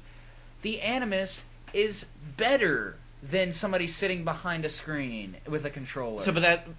Well, the thing that they want is they want to then manipulate people into running the White House the way that they want. How do you manipulate anybody better than directly plugging into their No. I agree with you. And what I'm saying is they want to plug those people into their machine, get them to think a certain way, and then plug them into the White House so that they can make policies the way that they want. I perfectly see what you're getting at, and I agree. The original Animus is more immersive. Immersive. Yes. Yeah. It's more immersive. Yeah. When you want someone to go back into their own bloodline. And here's the other point that But the thing is, they are make. purely and exclusively doing this for their own gain, which is why they have them at a console. It has nothing to do with a new platform. It has nothing to do with anything for them. It has entirely to do with they want you to find Did their you hear piece the part for where I them. said take Abstergo out of the equation? Yes, but it's hard. It's hard too when they're the focus. It really is the focal point. It's entirely their mission, not for the platform, but for the piece. So they need you to play it. They don't need you to do it in comfort. They don't need you to do it in futuristic awesomeness. They just need you to do it. Can I ask you a question? That's it. In the original Until we get to a point in Black Flag where it is perfectly fucking clear that they are still looking for something, and not just beta testing a game the way it's presented up to this point. Okay. Then I will be with No, your argument. absolutely. Yeah, But absolutely. as it stands right now, From what I have seen of the I will game. completely give you that. Yeah. The only reason I take my opinion... Because it's Assassin's Creed, and well, we're fucking crazy. Exactly. No, Right. The only reason I take my opinion is because I've played every single console version of that game. I've played enough to know I that have they not like to played- fuck with you. I have not played Bloodlines. I don't like it when the Pope looks at me and talks. I've not played Bloodlines. It's the only In a one- language that I can understand. Yeah, exactly. I've not played Bloodlines. It's the only one I haven't played. Well, you should. Well, I mean, it's on a fucking handheld, and guess who doesn't have one? But the point being is, Abstergo is and has been solely doing everything they've done so far for their own game. Well, then let me. And that is because they believe that without their own game they can't. Well, no, they can't benefit humanity. Yeah, they believe That's that their thing. that their way of benefiting humanity is the way to benefit humanity. Well, but so, their way of benefiting humanity is by having all the power, Right. and delegating it Right. to other people. So they're that's their- communists. yes, to a degree. yes. You fucking Ruski pricks! I knew Yeah. it. Not even no. They're Had to get it in. they're a totalitarian dictatorship. They're a totalitarian dictatorship. I mean, 100% hands You down. Ruski bastards! I knew it. So here's a question. So Has are any, they Hitler or Stalin? Neither. Neither. They are Tropico. So they're Fidel Castro, Yes. Sure. which is directly Stalin. It's still communism. Listen. And Anyways, and it's you on just a- said it wasn't communism, It's- so it's- you're wrong. It's on a tighter scale. Depends No, how it- you it- spec out your Tropico. No, guy. you said True. yeah. Mine it's- was a dictative. It's bastard. on a tighter scale. It's harder to do communism over Russia. That's why he's not Stalin. So That's not the point. Here's a question. Has any of this game so Go Desmond Yeah. has not been Not even once. not been any part of this so Not far. no one has even they- said Desmond's name. Have they If I can remember. have you played any part of it in the real world yet? Yes. Okay. Has any and I'm not trying to reveal spoilers, I guess. We're Well, just I trying mean, to have I've been spoiling the shit out of it. Whatever. Oh yeah, spoiler alert. has any part of this looked like Da-da-da. has any part of this looked like Abstergo at this point working with a million monkeys with a million typewriters? Yeah. When I mean, you very much you walk in. Okay. It's very much a you are being interviewed Because- for because- a position be- at Abstergo. Okay, so here's the thing. Let's talk about the end of Assassin's Creed 3 because I don't Yeah. know. Does Desmond die? Is he gone? Is he out of the No, he's Assassin's not Creed dead. picture? dead. I don't give a shit. Okay, No, he's not so dead. he's not out of the picture. No. Okay, so yes, that I guess that leads to my Abstergo. But he's out of Abstergo control. Oh yeah. Okay. Yeah. So that I guess that leads to my a million monkeys with a million typewriters, where they are grasping for someone to connect with Desmond's blood to potentially try and find out what the next step is. Okay. Have you ever been into a major office building? Yes. Like multi-story office building. Yeah, it's a bunch of motherfuckers in a bunch of cubicles. That's exactly what the scenario is when you walk in. You are a person who Okay. walks into this for an interview, not even for an interview so much as for your first day of work. Okay. You are greeted by the secretary, Okay. or some remotely higher up than you, Sure. who Secretariat. who greets you and walks you around and talks to varying business people around the office Of course. in witty banter that is completely inconsequential. Hey Tom, how's your road going? Yeah. Right. Hey, I'm gonna need to see you in my office later. Wink, wink. Like, They're talking about fucking. yeah, no. I was really a little upset at how Was it off-putting? It wasn't just. Was it Office Space? It wasn't just inconsequential. It was. Was it overt? Obviously so. It was overtly so. It was. Wait, it was wait. like, you don't give a fuck about what's going on in the real world. You just want to get back to regular gameplay. So we're gonna make this as ridiculous as possible. So was it like? Or so- maybe they're just really bad at normal We're- conversation. well, they are the French. So were they being like overtly malicious or overtly sexual or? I wouldn't say they were overtly malicious, even remotely. It's like, hey, we gotta get this guy. I do feel like the wink wink. I'm making a slashing Yeah. motion in No, my throat. It's like, no. we gotta get this guy in the thing. Yeah, no. You know. No, I feel like it was. I feel like there was a little bit more wink wink than there should have been. Okay. But that's just me. I mean, Was it whatever. Bugs Bunny wink wink or was it like? Dude, I'm telling you, it was like It was like Roger Rabbit, wink, wink. It was like, yeah. Yeah. It's like, come on. So we see somebody's vagina. Yeah, I mean, kind of. And then they're like, oh, we sit you down, like, you don't have to worry about the old technology anymore. We've got this PC. And you just plug in your name and password, and you connect right to the Animus. And you play this new pirate game. It's basically like logging into Uplay. What? Yeah, it's like logging into Uplay. Hold on. Do you get Uplay points for logging into the Animus the first time? I'm pretty sure I got an achievement for it. That. Oh, actually, I don't know because I don't think I'm actually logged into Uplay. So I think there is one though. You're safer that way. Yeah. Yeah, I don't remember what my Uplay stuff is, and unless it auto did it, I don't have gold anymore, so I'm pretty sure it won't work. But I haven't tested it because I really don't give two flying fucks about Uplay. Yeah. Never have. I don't care what shinies they throw at me. I was gonna say, you want me to make the same joke? Hey, you want the sick wallpaper? Yeah, you want the sick skin? I really don't care. You want the sick multiplayer level? I do kind of want the gear that comes with it, but other than that, the Sam Fisher gear for what was it for Conviction was pretty good. Yeah, see, I mean, I kind of want the shinies to a degree because but it's like because they're broken. You get something. Well, no, these aren't even broken. Or they're good. Like, they're good. They're better than your starting gear. And that's the funny thing. I made more money doing side quests, in town. In Havana, before I even left before I left Havana, which is the very first place you're at. Sure. As you in an assassin's attire, even though you're not an assassin. Spoilers. We're not going to get into that yet. Maybe we'll get into that next week. I'm just going to have to tag every one of these podcasts with spoilers. Yeah, no, you really are. But point being... yeah, we were thinking about doing spoiler cast, then we just realized that's what our podcasts were. I made enough money to buy the best swords that I've seen so far in the game. Sure. Or at least the best ones that I thought were awesome. Mm-hmm. Wait, sword or swords? Swords. So I've seen you get into combat a couple of times and you've taken a sword from a guy? Edward Kenway uses two swords. Period. That is his fighting style. When you fight, you do not fight one-sworded. Like ever, unless you steal somebody else's. And even then, I think you're using their sword in one hand and yours in the other. Does he still have a hidden blade? Yes. Does he still Not initially, but yes. Does he still he has two. Okay. Yeah. Two. I'm trying to...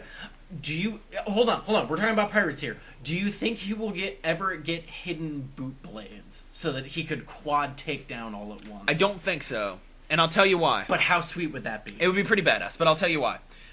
Two swords. Okay. Two hidden blades. Okay. One gun. Initially. But, I mean... But the very first mission You said two blades, two swords, one gun? Yeah. That's how the West was won. Yep. Initially, you start with one gun.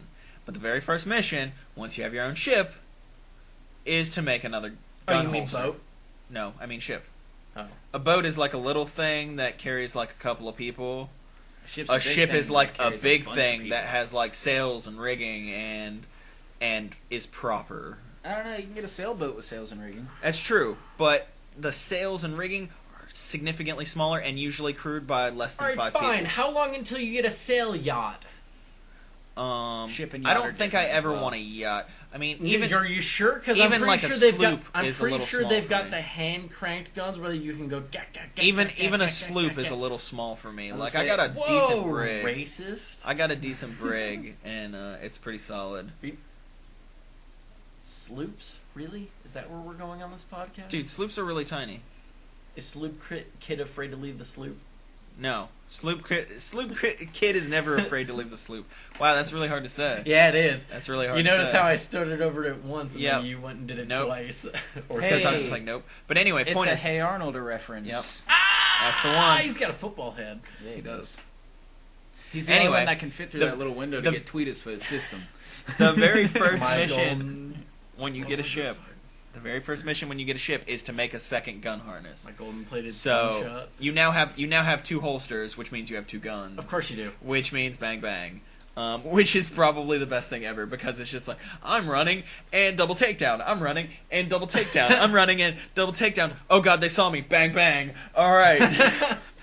Mission accomplished. Except for you, who's like, I'm running a double takedown, but there were also still 2 dudes here, so I'm gonna fight, and I'm gonna fight, and I'm gonna fight. No, that doesn't last. And I'm gonna keep fighting for a little bit. That doesn't last near as long anymore. Trust me.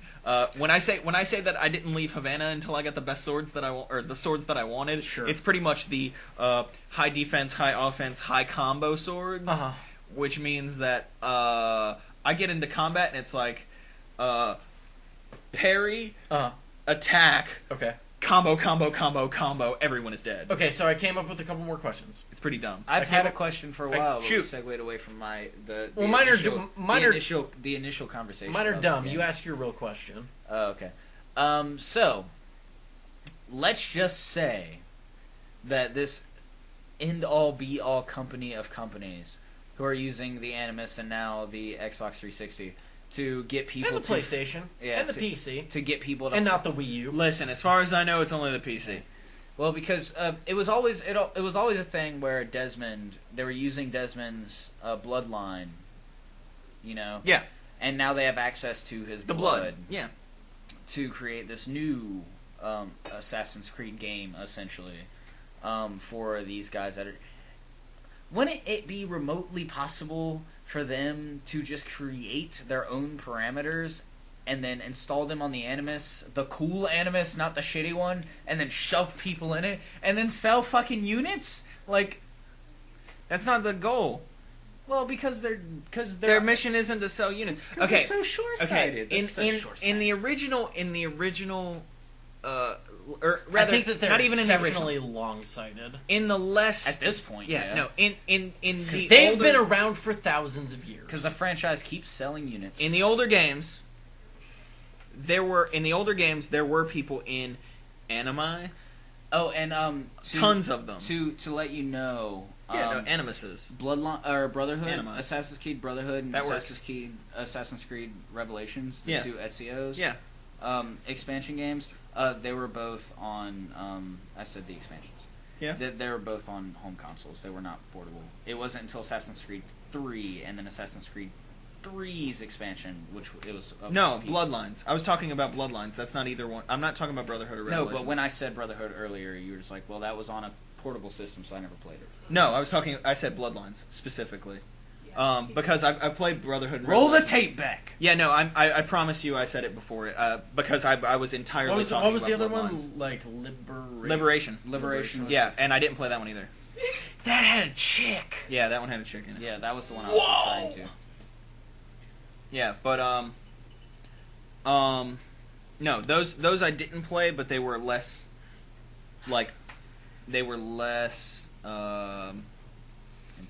important to the main story. Central. Yeah, they were less central. Thank you, RJ. Most expansions are pretty less central. Right. But Brotherhood and Revelations were pretty important. After I got to the end of Assassin's Creed 2, I didn't give a shit what happened to Ezio after that. Brotherhood and Revelations Assassin's were pretty Creed 2 blew my fucking mind. Yeah, it does. Do you want me to ask dumb questions again? Hang on for a second. Okay. I had something. Okay. In the original games, the animi were being used by other people. Right. Subject 16. Subject all of them. Yeah, subject everyone before Ezio. Exactly. And you run through... sorry, subject everyone before Desmond. Yeah. And you run through and you see all of these machines. Yeah. And they're spacious and they're definitely not, they don't look cost effective. Yeah, and you can get even more of an insight into that when you look at Subject 1 and 2 if you unlock all the bonus videos. Sure. And Yeah, you see absolutely. The Adam and Eve complex of the first game. Yes. Yep. You get into that a little bit, and now they haven't found what they wanted. Right. It's been all this time. Desmond has escaped. Mm-hmm. Their original method did not work. Right. Now all they need is grunts. Now all they need is ants. Okay. They could have every single one of these people running Edward Kenway's simulation. Yeah. What are they? And one of them will find what they need. Yeah. What are they still looking for? I don't know yet. The apple. Haven't gotten there. No, the Apple of Eden was the first game. That's already happened. Yeah. They found it. Aren't there? But there are like 9 pieces of Eden. Correct. So they're searching for more pieces of Eden. Okay. Presumably. See, I guess that has to be. Yeah, I mean, or That maybe has to be established. So I'll quit ranting about how they should just start selling home consoles. yeah, they're searching for one of the pieces of Eden. It has nothing to do with profit. They're factory farming their search techniques. Right. Exactly. They are putting a bunch of people in Google Maps cars and saying, "You fucking find this shit for us. We don't care if you die." Now what? It's a clothing factory. Now what are these Textile mill. Now what are these pieces of Eden hopefully going to achieve for them? Absolute power. Yeah, absolutely. I mean, if there's no other talk. It's absolute power. Do you remember period. what the original piece did? It like held a dude in place and made multiple copies of himself and was like absolute bullshit. Yeah, it is how many MacGuffins of total power can you possess? It's basically and wasn't the whole thing about the second series where it was like, hey, we're trying to connect the staff to the top part so that and then you do so that this bigger piece of bullshit could get made. And then you do, and then you see Minerva, and she's just like, and then she breaks the fourth wall and completely wrecks your mind. Yeah. With that dude, that fucking like killed me because I bought Assassin's Creed 2 on launch. Yeah. And I beat it in 2 days. Yeah. Because that was one of the few times. That's what you do. That's one of the few times I get sucked into games. Yeah, you hold the left trigger down and you don't let it go until everyone is dead. Yeah. Yeah. It's accurate. But when Minerva started talking, and she was basically just like, I'm not talking to fucking Ezio, I'm not talking to Desmond, I'm talking to you. Yeah. And she looked at me right in the face. I was just like right. I mean, there have been two major points in the Assassin's Creed franchise, which was that and the Desmond what the fuck moment. Yep. Yeah. Where literally was the intro to Assassin's Creed 3, you got done with it, and it was revealed that his father was, I'm blanking on the name. The other thing that is Templar? A Templar. Sorry.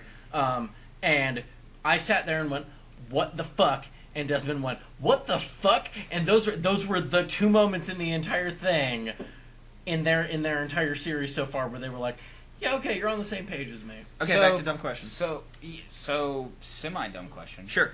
Do you feel at this point Not half my dumb questions. that Ubisoft is using the player vicariously to create the similar experience that the second-hand person is having, living vicariously through the third-hand person by creating those fourth wall moments? I think that's a smart question.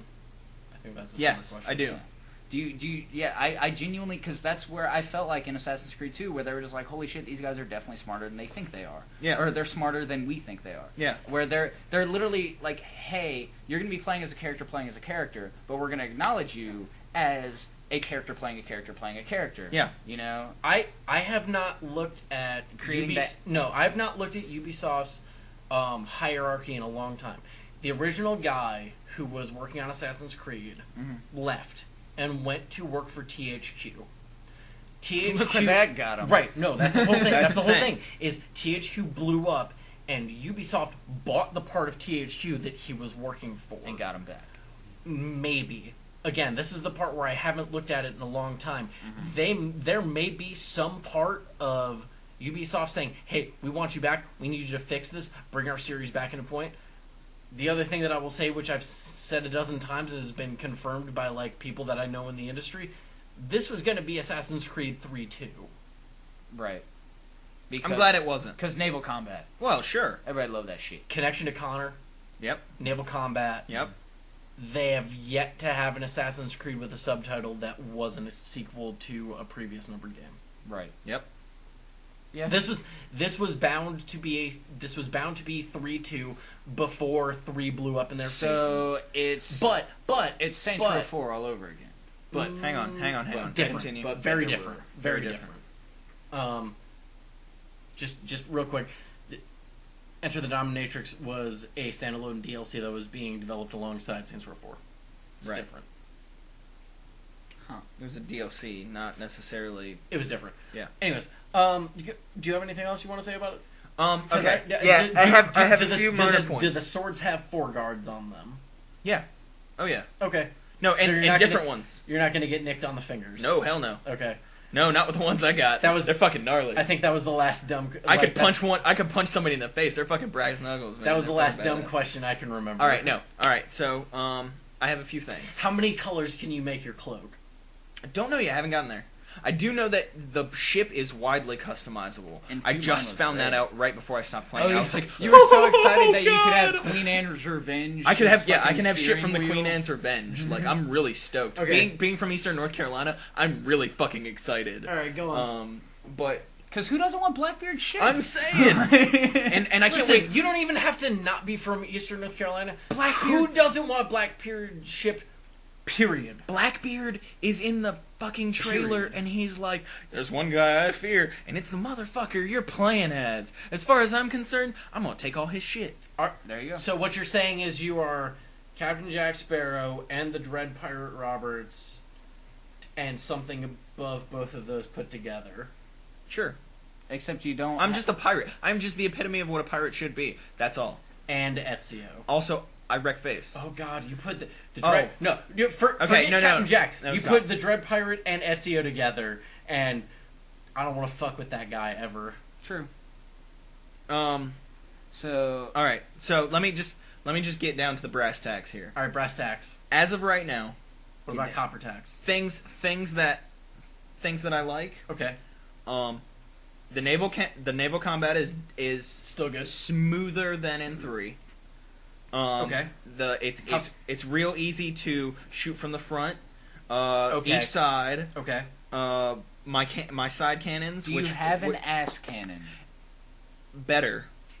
What's better than an ass cannon? I drop spaceship. I drop barrels off the back. Cannons. I drop barrels off the back, which I can then shoot with my little pivot cannons, which I can time to blow up right next to other ships. So you have like pseudo depth charges. Yeah, I have depth charges. How sharp? It's pretty solid. How sharp is the turning on the or not the turning on the boat, but how sharp is the turning? Well, that wouldn't be accurate.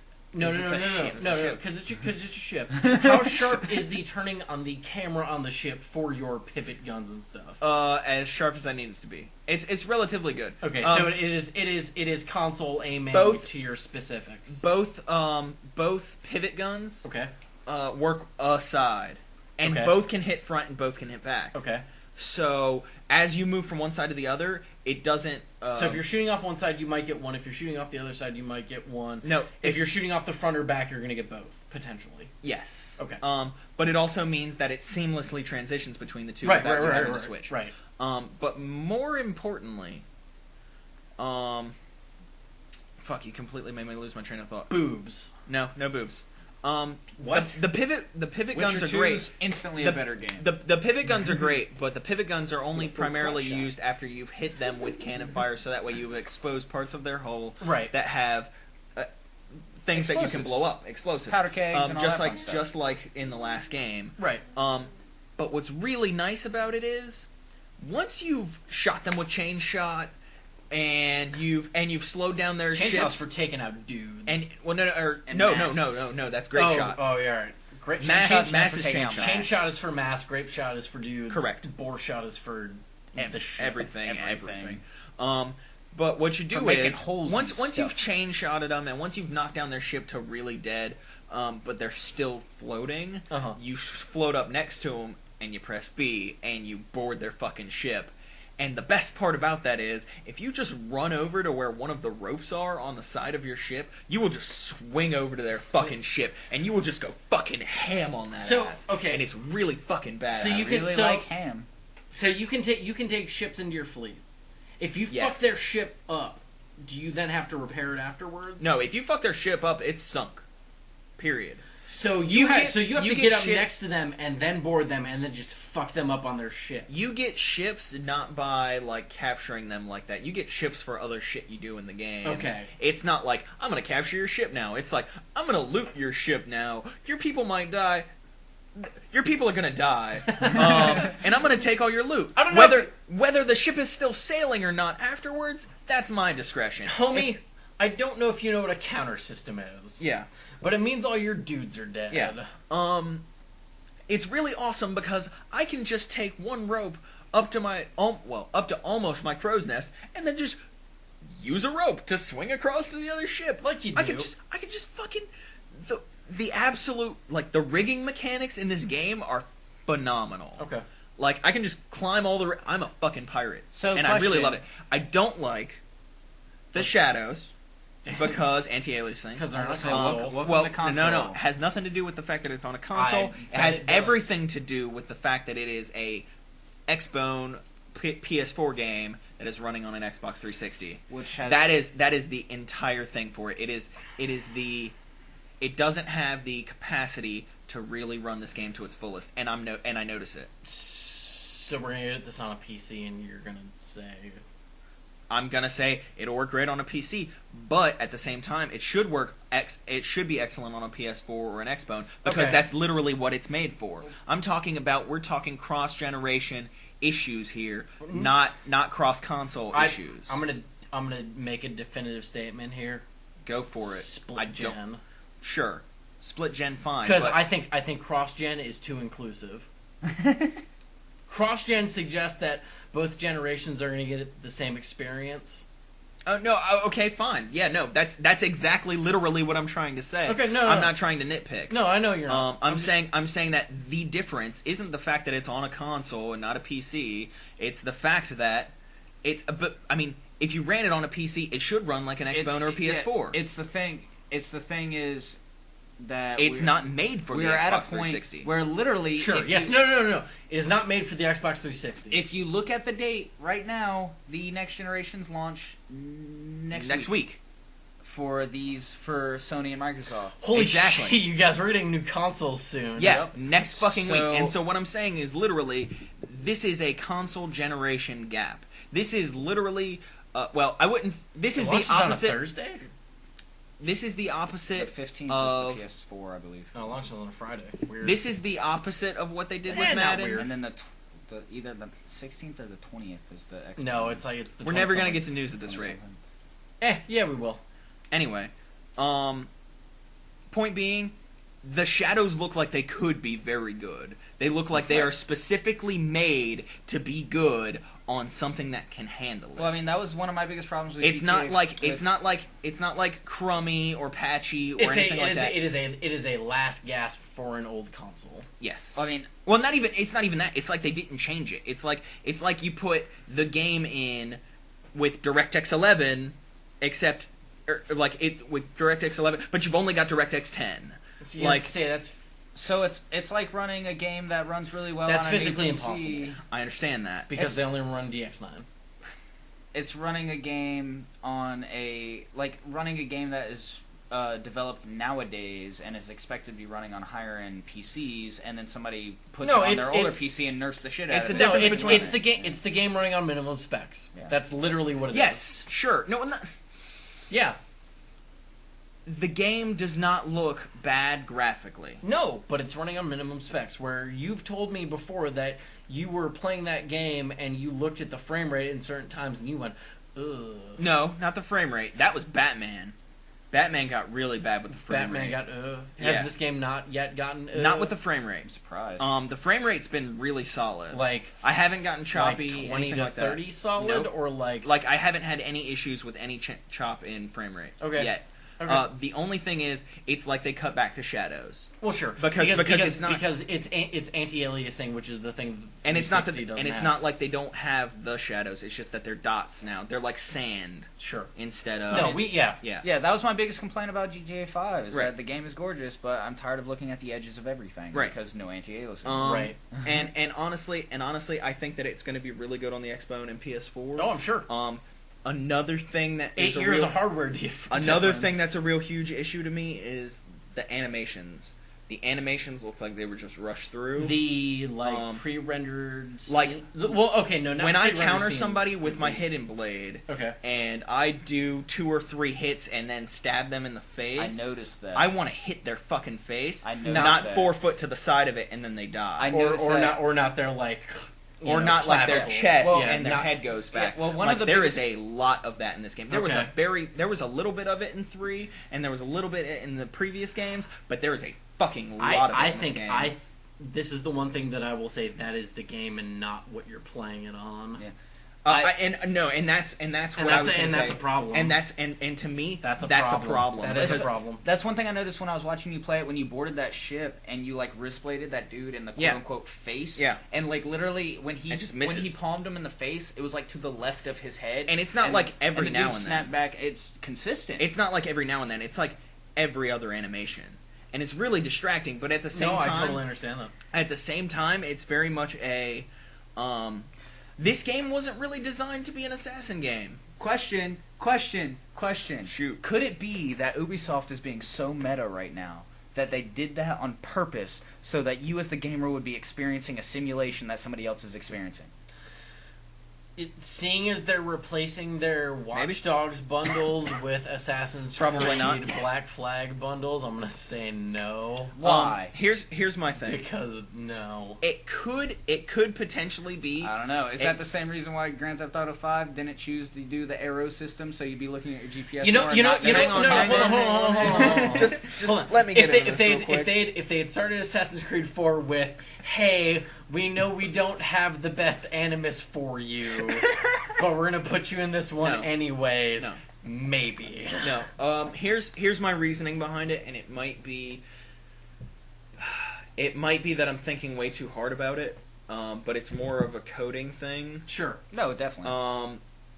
The Xbox 360 and the Xbone are obviously not coded to be the same. No. The PS4 and the PS3 are not going to be coded to be the same. Not even close. The PS4 and the Xbone are much closely because of their rendering. It's going to be a little bit different. And by much closely, you mean exactly the same. Sure. Sans operating system. Hang on. Sans operating system. But what I'm saying is, maybe, just maybe, it is an effect of downgrading to a different, not necessarily resolution. Downgrading to a different. Maybe the sprites are just off for that reason. I think it could be just maybe the animation sprites are off because I feel like it's a different console. Like generation. you said, this game. You see, but do you see what I'm getting at? I know you really want to rage and say no, that's not possible. But like from a coding aspect, it's incredibly probable. Okay. I'm gonna say that I'm not a game developer. Sure. I have been. I see not from a professional sense. I see the things that you're saying. I'm saying that sounds highly unlikely. I'm not saying it sounds impossible. I'm not saying that's not what happened. I'm saying, and I literally wouldn't bring it up if I didn't think it was way more likely than you. I'm saying as a dude who has played video games for this long, that sounds crazy town. But I'm not a game developer. Hey, how many console generations have you lived through? No. And hold on. Played a game that was meant for the next one. Time out. This is why I played Blitz the League. Time out. He said time out. This is why this is much more possible than you think it is. Okay. Because all the next generation consoles are going to be coded on an x86 platform, which is exactly equivalent to a PC. Right. Look at the amount of buggy and shitty fucking PC ports we've gotten this past generation because they were coded on a different platform and it is hard to port. Assassin's Creed 4 is a port from x86 to this current generation. Exactly. It is very likely that these things have been happening because they are porting. Yep. Porting ruins a lot of stuff. Yep. So here's the point where I will say, I tend to keep my PC very up to date, or relatively up to date as far as specs goes. Mm-hmm. The only bug, because people have for a long time claimed that the PC port of Saints Row 2 is super buggy and like fucking explodes and shit. Mm-hmm. When I was playing that game, I never had a single problem. I was also running like a quad core and like an advanced video card and blah blah blah blah blah. I'm not saying this is a thing that is to be judged solely off of me. I think that an animation missing is a game problem, not a console problem. But again, that's just me. I could be wrong. It's happened before. As I said, your computer personal experience cannot detract from. It's not even that. Your computer being up to date doesn't even remotely justify your argument solely for the fact that the Xbox 360 isn't up to date. That's the whole fucking point. Well, it's not even that. It's No, it is. No, it is. If his computer can be up to date and be ported to it, So we're porting to a console that isn't prepared for it. Here's a question. What is the difference between rendering an animation at 720p and rendering an animation at 1080p? The pixels. Your hardware. And the hardware. Okay, so you're telling me that Call of Duty Ghosts on 3 and on the Xbox One is going to be total garbage and should only be played on the PS4? Not necessarily. It's made by a different production studio.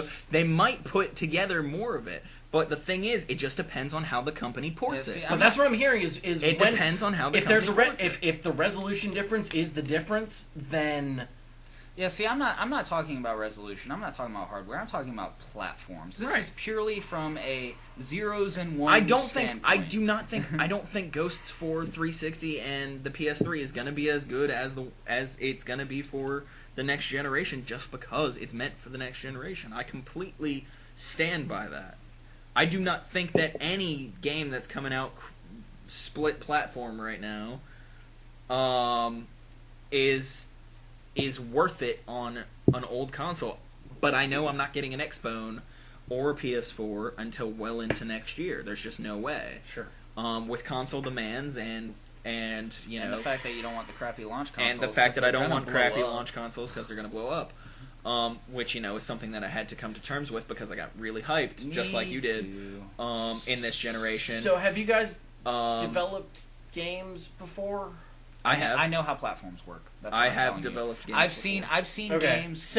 I've seen games make the jump from 360 to PS4, and the PS4 version was subpar because of how hard it is. So I guess I want you guys to more overtly explain to me what the difference is as a person who has been playing on PC all this time. Let's just say where I've had to deal with PC ports, and PC ports have been claimed to be garbage, but still seem to work well enough for me. So what's the difference between one console and another, I guess? You are running something that is supposed to be superior to the console that it's porting from. Okay. What I'm saying is they're porting this from a PS4 or an Xbone to something that is obviously and notably inferior. So if they're porting to something that's notably inferior, of course you're gonna get fucking bugs like that. Of course. But why would that make an animation difference? Is it like I'm not trying to be like fickle or like argumentative. I'm just trying to be like, have you saved anything in Microsoft Word? Sure. Have you opened it in Notepad? No. Have you ever tried to? No. It's just a bunch of fucking blocks because they're saved differently. Basically, any fucking tiny minute detail you put into anything game related, like anything that is that complex, programming wise, if you change a minor detail to make it backwards compatible, or to make it compatible with something that is, older. Or not even older, just wasn't designed to run it. Or wasn't designed to run it, you are gonna have bugs.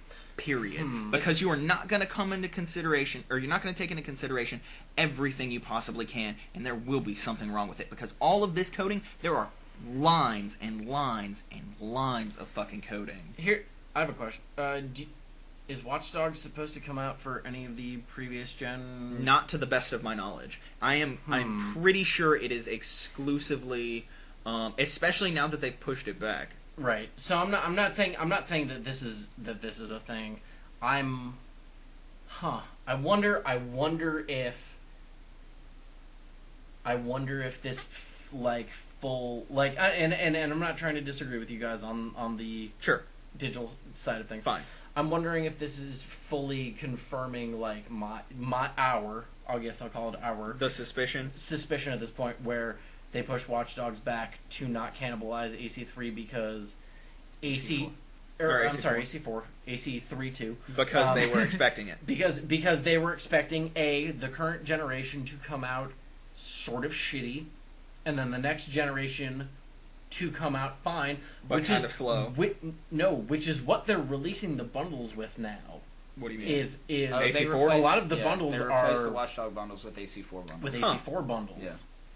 So guess what? On there it might run, It should run perfect. Super keen, Jolly Bean. Here's the when if those animations fuck up near as much as they fuck up on my Xbox 360 on PlayStation 4 or Xbox One. I mean, that's super huge problem. If they do, that is a super huge problem, and the developer should really be ashamed. And then we will talk about something outside of porting. Okay. Yeah. But the point of the matter is that these consoles are not out yet. That version of the game is not out yet because even the PC users have not gotten the version of that game. So what you're saying is, give it a week. Give it a week. Okay. But like, here's the thing. Give us a month and a half to when we transferred to extended launch. What is called, the Wii U launch window.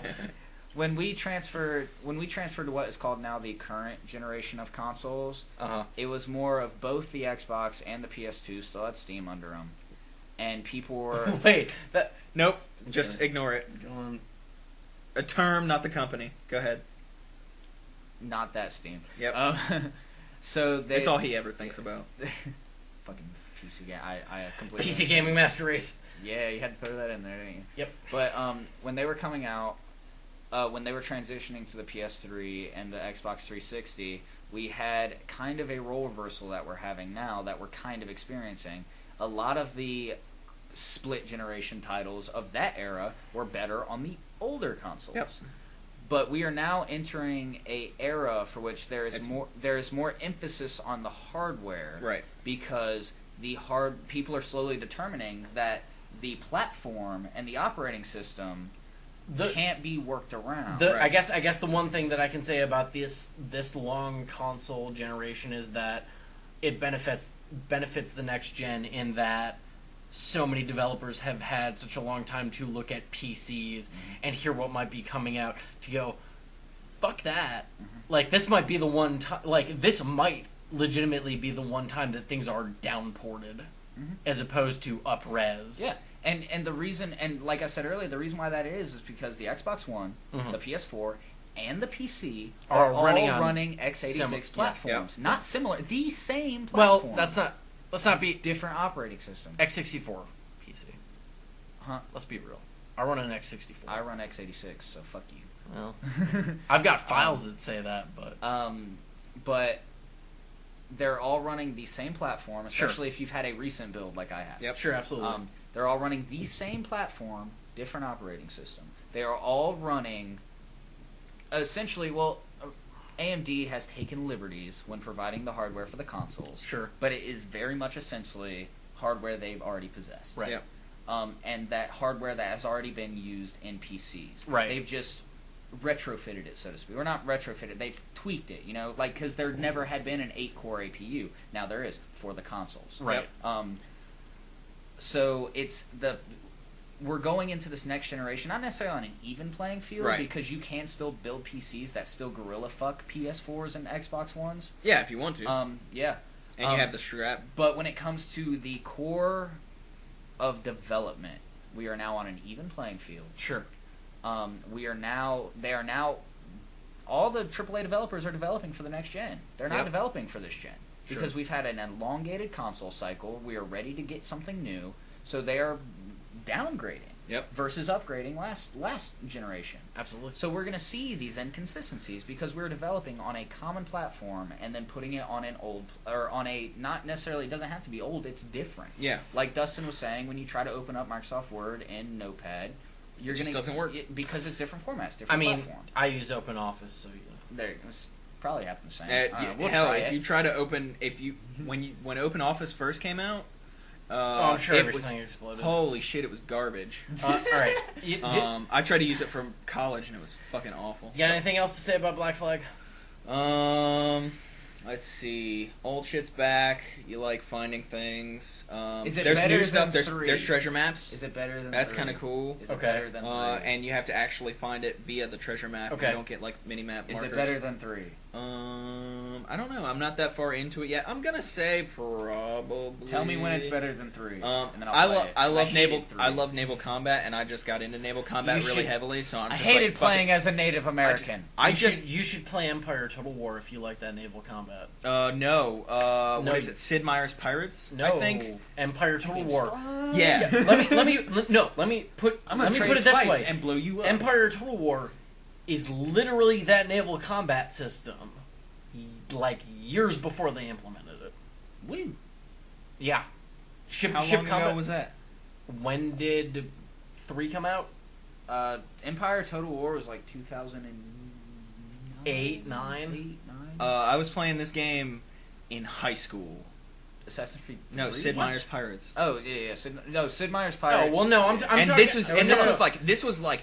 I'm talking about pulling around ships, tightening guns. I'm talking about the arcs. You're not following me. I'm talking about the exact same. I'm talking about Assassin's Creed 3 naval combat, but in a game long before Assassin's Creed 3 with spice trading. With spice trading. I'm talking about a game that is better than No, this game was way ahead of its time. Hey, you guys remember that Bethesda game? Fucking Pirates of the Oblivion? Caribbean? No, the Pirates of the Caribbean. Or maybe it was the Pirates of the Caribbean Bethesda game. It might have been. Anyways, do you have anything else to say about Assassin's Creed Black Flag? Is it better than Assassin's Creed? It's good so far. It's good so far. I'm looking forward to more. The thing I really liked about Assassin's Creed 1 was all of the little Easter eggs. Okay. And getting the Adam and Eve sequence at the end once you got all that stuff together. I want this. The thing that I don't like about Assassin's Creed 4 so far is it seems incredibly superficial. I haven't gotten into it enough yet to feel like I'm doing anything other than what Abstergo wants me to do. And I don't know how much I like that. I could see that being a theme of the game. I could too, but if it is, it's a cop-out. Because... I will give Assassin's Creed one thing, and it is that their revelations at the end of games have tended to be extreme. Yes. So... And that's what I'm saying, is that as of right now, I do not feel like this is... Sure. It's too tame. Yeah, it's too tame for me. Okay. But I'm very early on. Okay. I'm really hoping that there's going to be some revelation. Okay. That I pick up that is better. I played. We're moving on. I played a little bit more Dota. Check. I played some more PlanetSide. Check. If you play PlanetSide with people, it's good. It's much better than playing alone. Yep. Being part of the Scourge is really not fun. You mean the fucking the swarm? The swarm. Anyways, I played some more Hearthstone. That game's still alright, even though I'm bad at certain characters. But I also played Penny Arcade On the Rainslake Precipice of Darkness 3. That's the one. I played all of that. In a week? Yeah, since last week. Hey, in like a day, probably. It's only like 6 or 7 hours long. Yeah. Oh. Boo, Wendy Testaburger. Dude, it's like $5 on Steam. I bought it for $1 when I originally bought it. It was literally, I was going through my Steam library and going, oh, I own this? So guess what? I might talk about Dirt 3 next week. Because I went through and I went, I own this? Yeah, I'm totally about to install a whole bunch of like humble bundle games that I haven't played yet, and that's all I'm going to come with you. So anyways, I'm going to talk about more Assassin's Creed 4. If you haven't played any of the Rainslick games, you should play them. There was a dramatic difference. The first one's really grindy. There was a swift change between 2 and 3, in that there is grindy. No, completely different. There are several years difference in between those games, and also they are totally different play styles. They're not turn-based RPGs. Well, one of them was a turn-based timing RPG. That was the first two. Yeah. It was very much Mario and Luigi games. The ones that have been put out now by Z-Boyd Games are 16-bit RPGs. Because that's cheaper. Well, they're also like interesting because guess what? Part of 3 goes into the 8-bit territory, and it's hilarious. Heard. In that there's literally a part of the game where the graphics change and become chunkier, and the music changes and it becomes chunkier. So guess what? Take a chance to play those games in case you haven't. Definitely. So let's quickly get into some news. What rapid fire news? All right, can you pause it Rapid fire news. All right, guys, news. real quick? News. Let's go to the news. Rapid firing news. Starting off, Steam will not have, or SteamOS will not have exclusive games. Called it. Which I'm not surprised. I mean, as a PC gamer, you've already said exclusive games are kind of dumb. Exclusive games are kind of dumb. And Steam is kind of the PC gamer god. You know what? If SteamOS is So- going to have an exclusive game, it's going to be Civilization 6. Yeah, it's going to be a game that literally consoles just can't. It was Yeah. really funny when you made the comment, though. What if Half-Life 3 was SteamOS exclusive? Dude, that could probably hit. That would sell units. Well, That I think it would sell be units. exclusive, not because it would be exclusive, but just because they just because they could do it at that point. Right, exactly. All right, so Destiny on PC will have to wait. Again, not It's surprised. being developed on every platform ever, Yep. so... So guess what? I And mean, Bungie- what is it? What is it? The AC4 is coming out 3 weeks late on PC. Yeah. Right. And So, Bungie's, guess what? Bungie's always released their PC titles later than their console Yep. titles. Yeah, Exactly. we're still waiting on Halo 3. Boom. So, for fuck's sake. Okay, so this is sort of an important one. Microsoft is working on making Xbox One DLNA compatible and will play CDs, which is just sort of interesting only because the PS4 stripped that functionality out. Yeah, exactly. I think it's funny considering the fact that you'd figured with any disc-fed console that'd be like a basic functionality. Well, to play I mean, fucking I would hope so. CDs. Didn't they strip... No, but didn't they strip CD play out of the PS3 for the Slim and stuff? It No, wouldn't surprise mine me, works. but I don't know. Okay. I never play CDs in my anything. Mine works. Okay, no, they stripped PlayStation 1 backwards compatibility out. PS2. Oh, yeah, PS2. they stripped...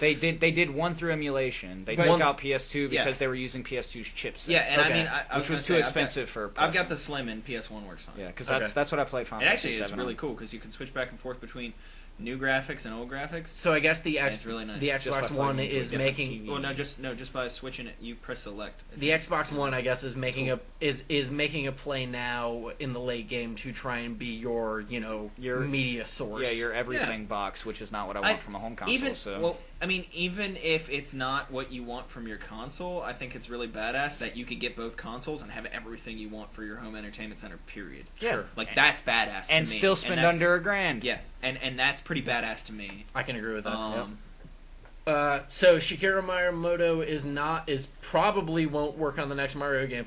I have a problem with I have a problem with probably. Yeah, I was going to say the same Yeah. thing. I have a problem with probably. I also what has he probably contributed at this point?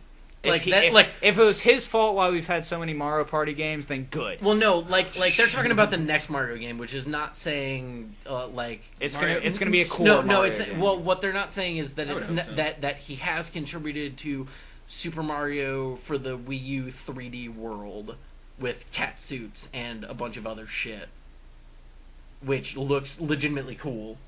Like the new Super Mario Brothers World. Oh yeah, Super Mario 3D. Super Mario World, or 3D?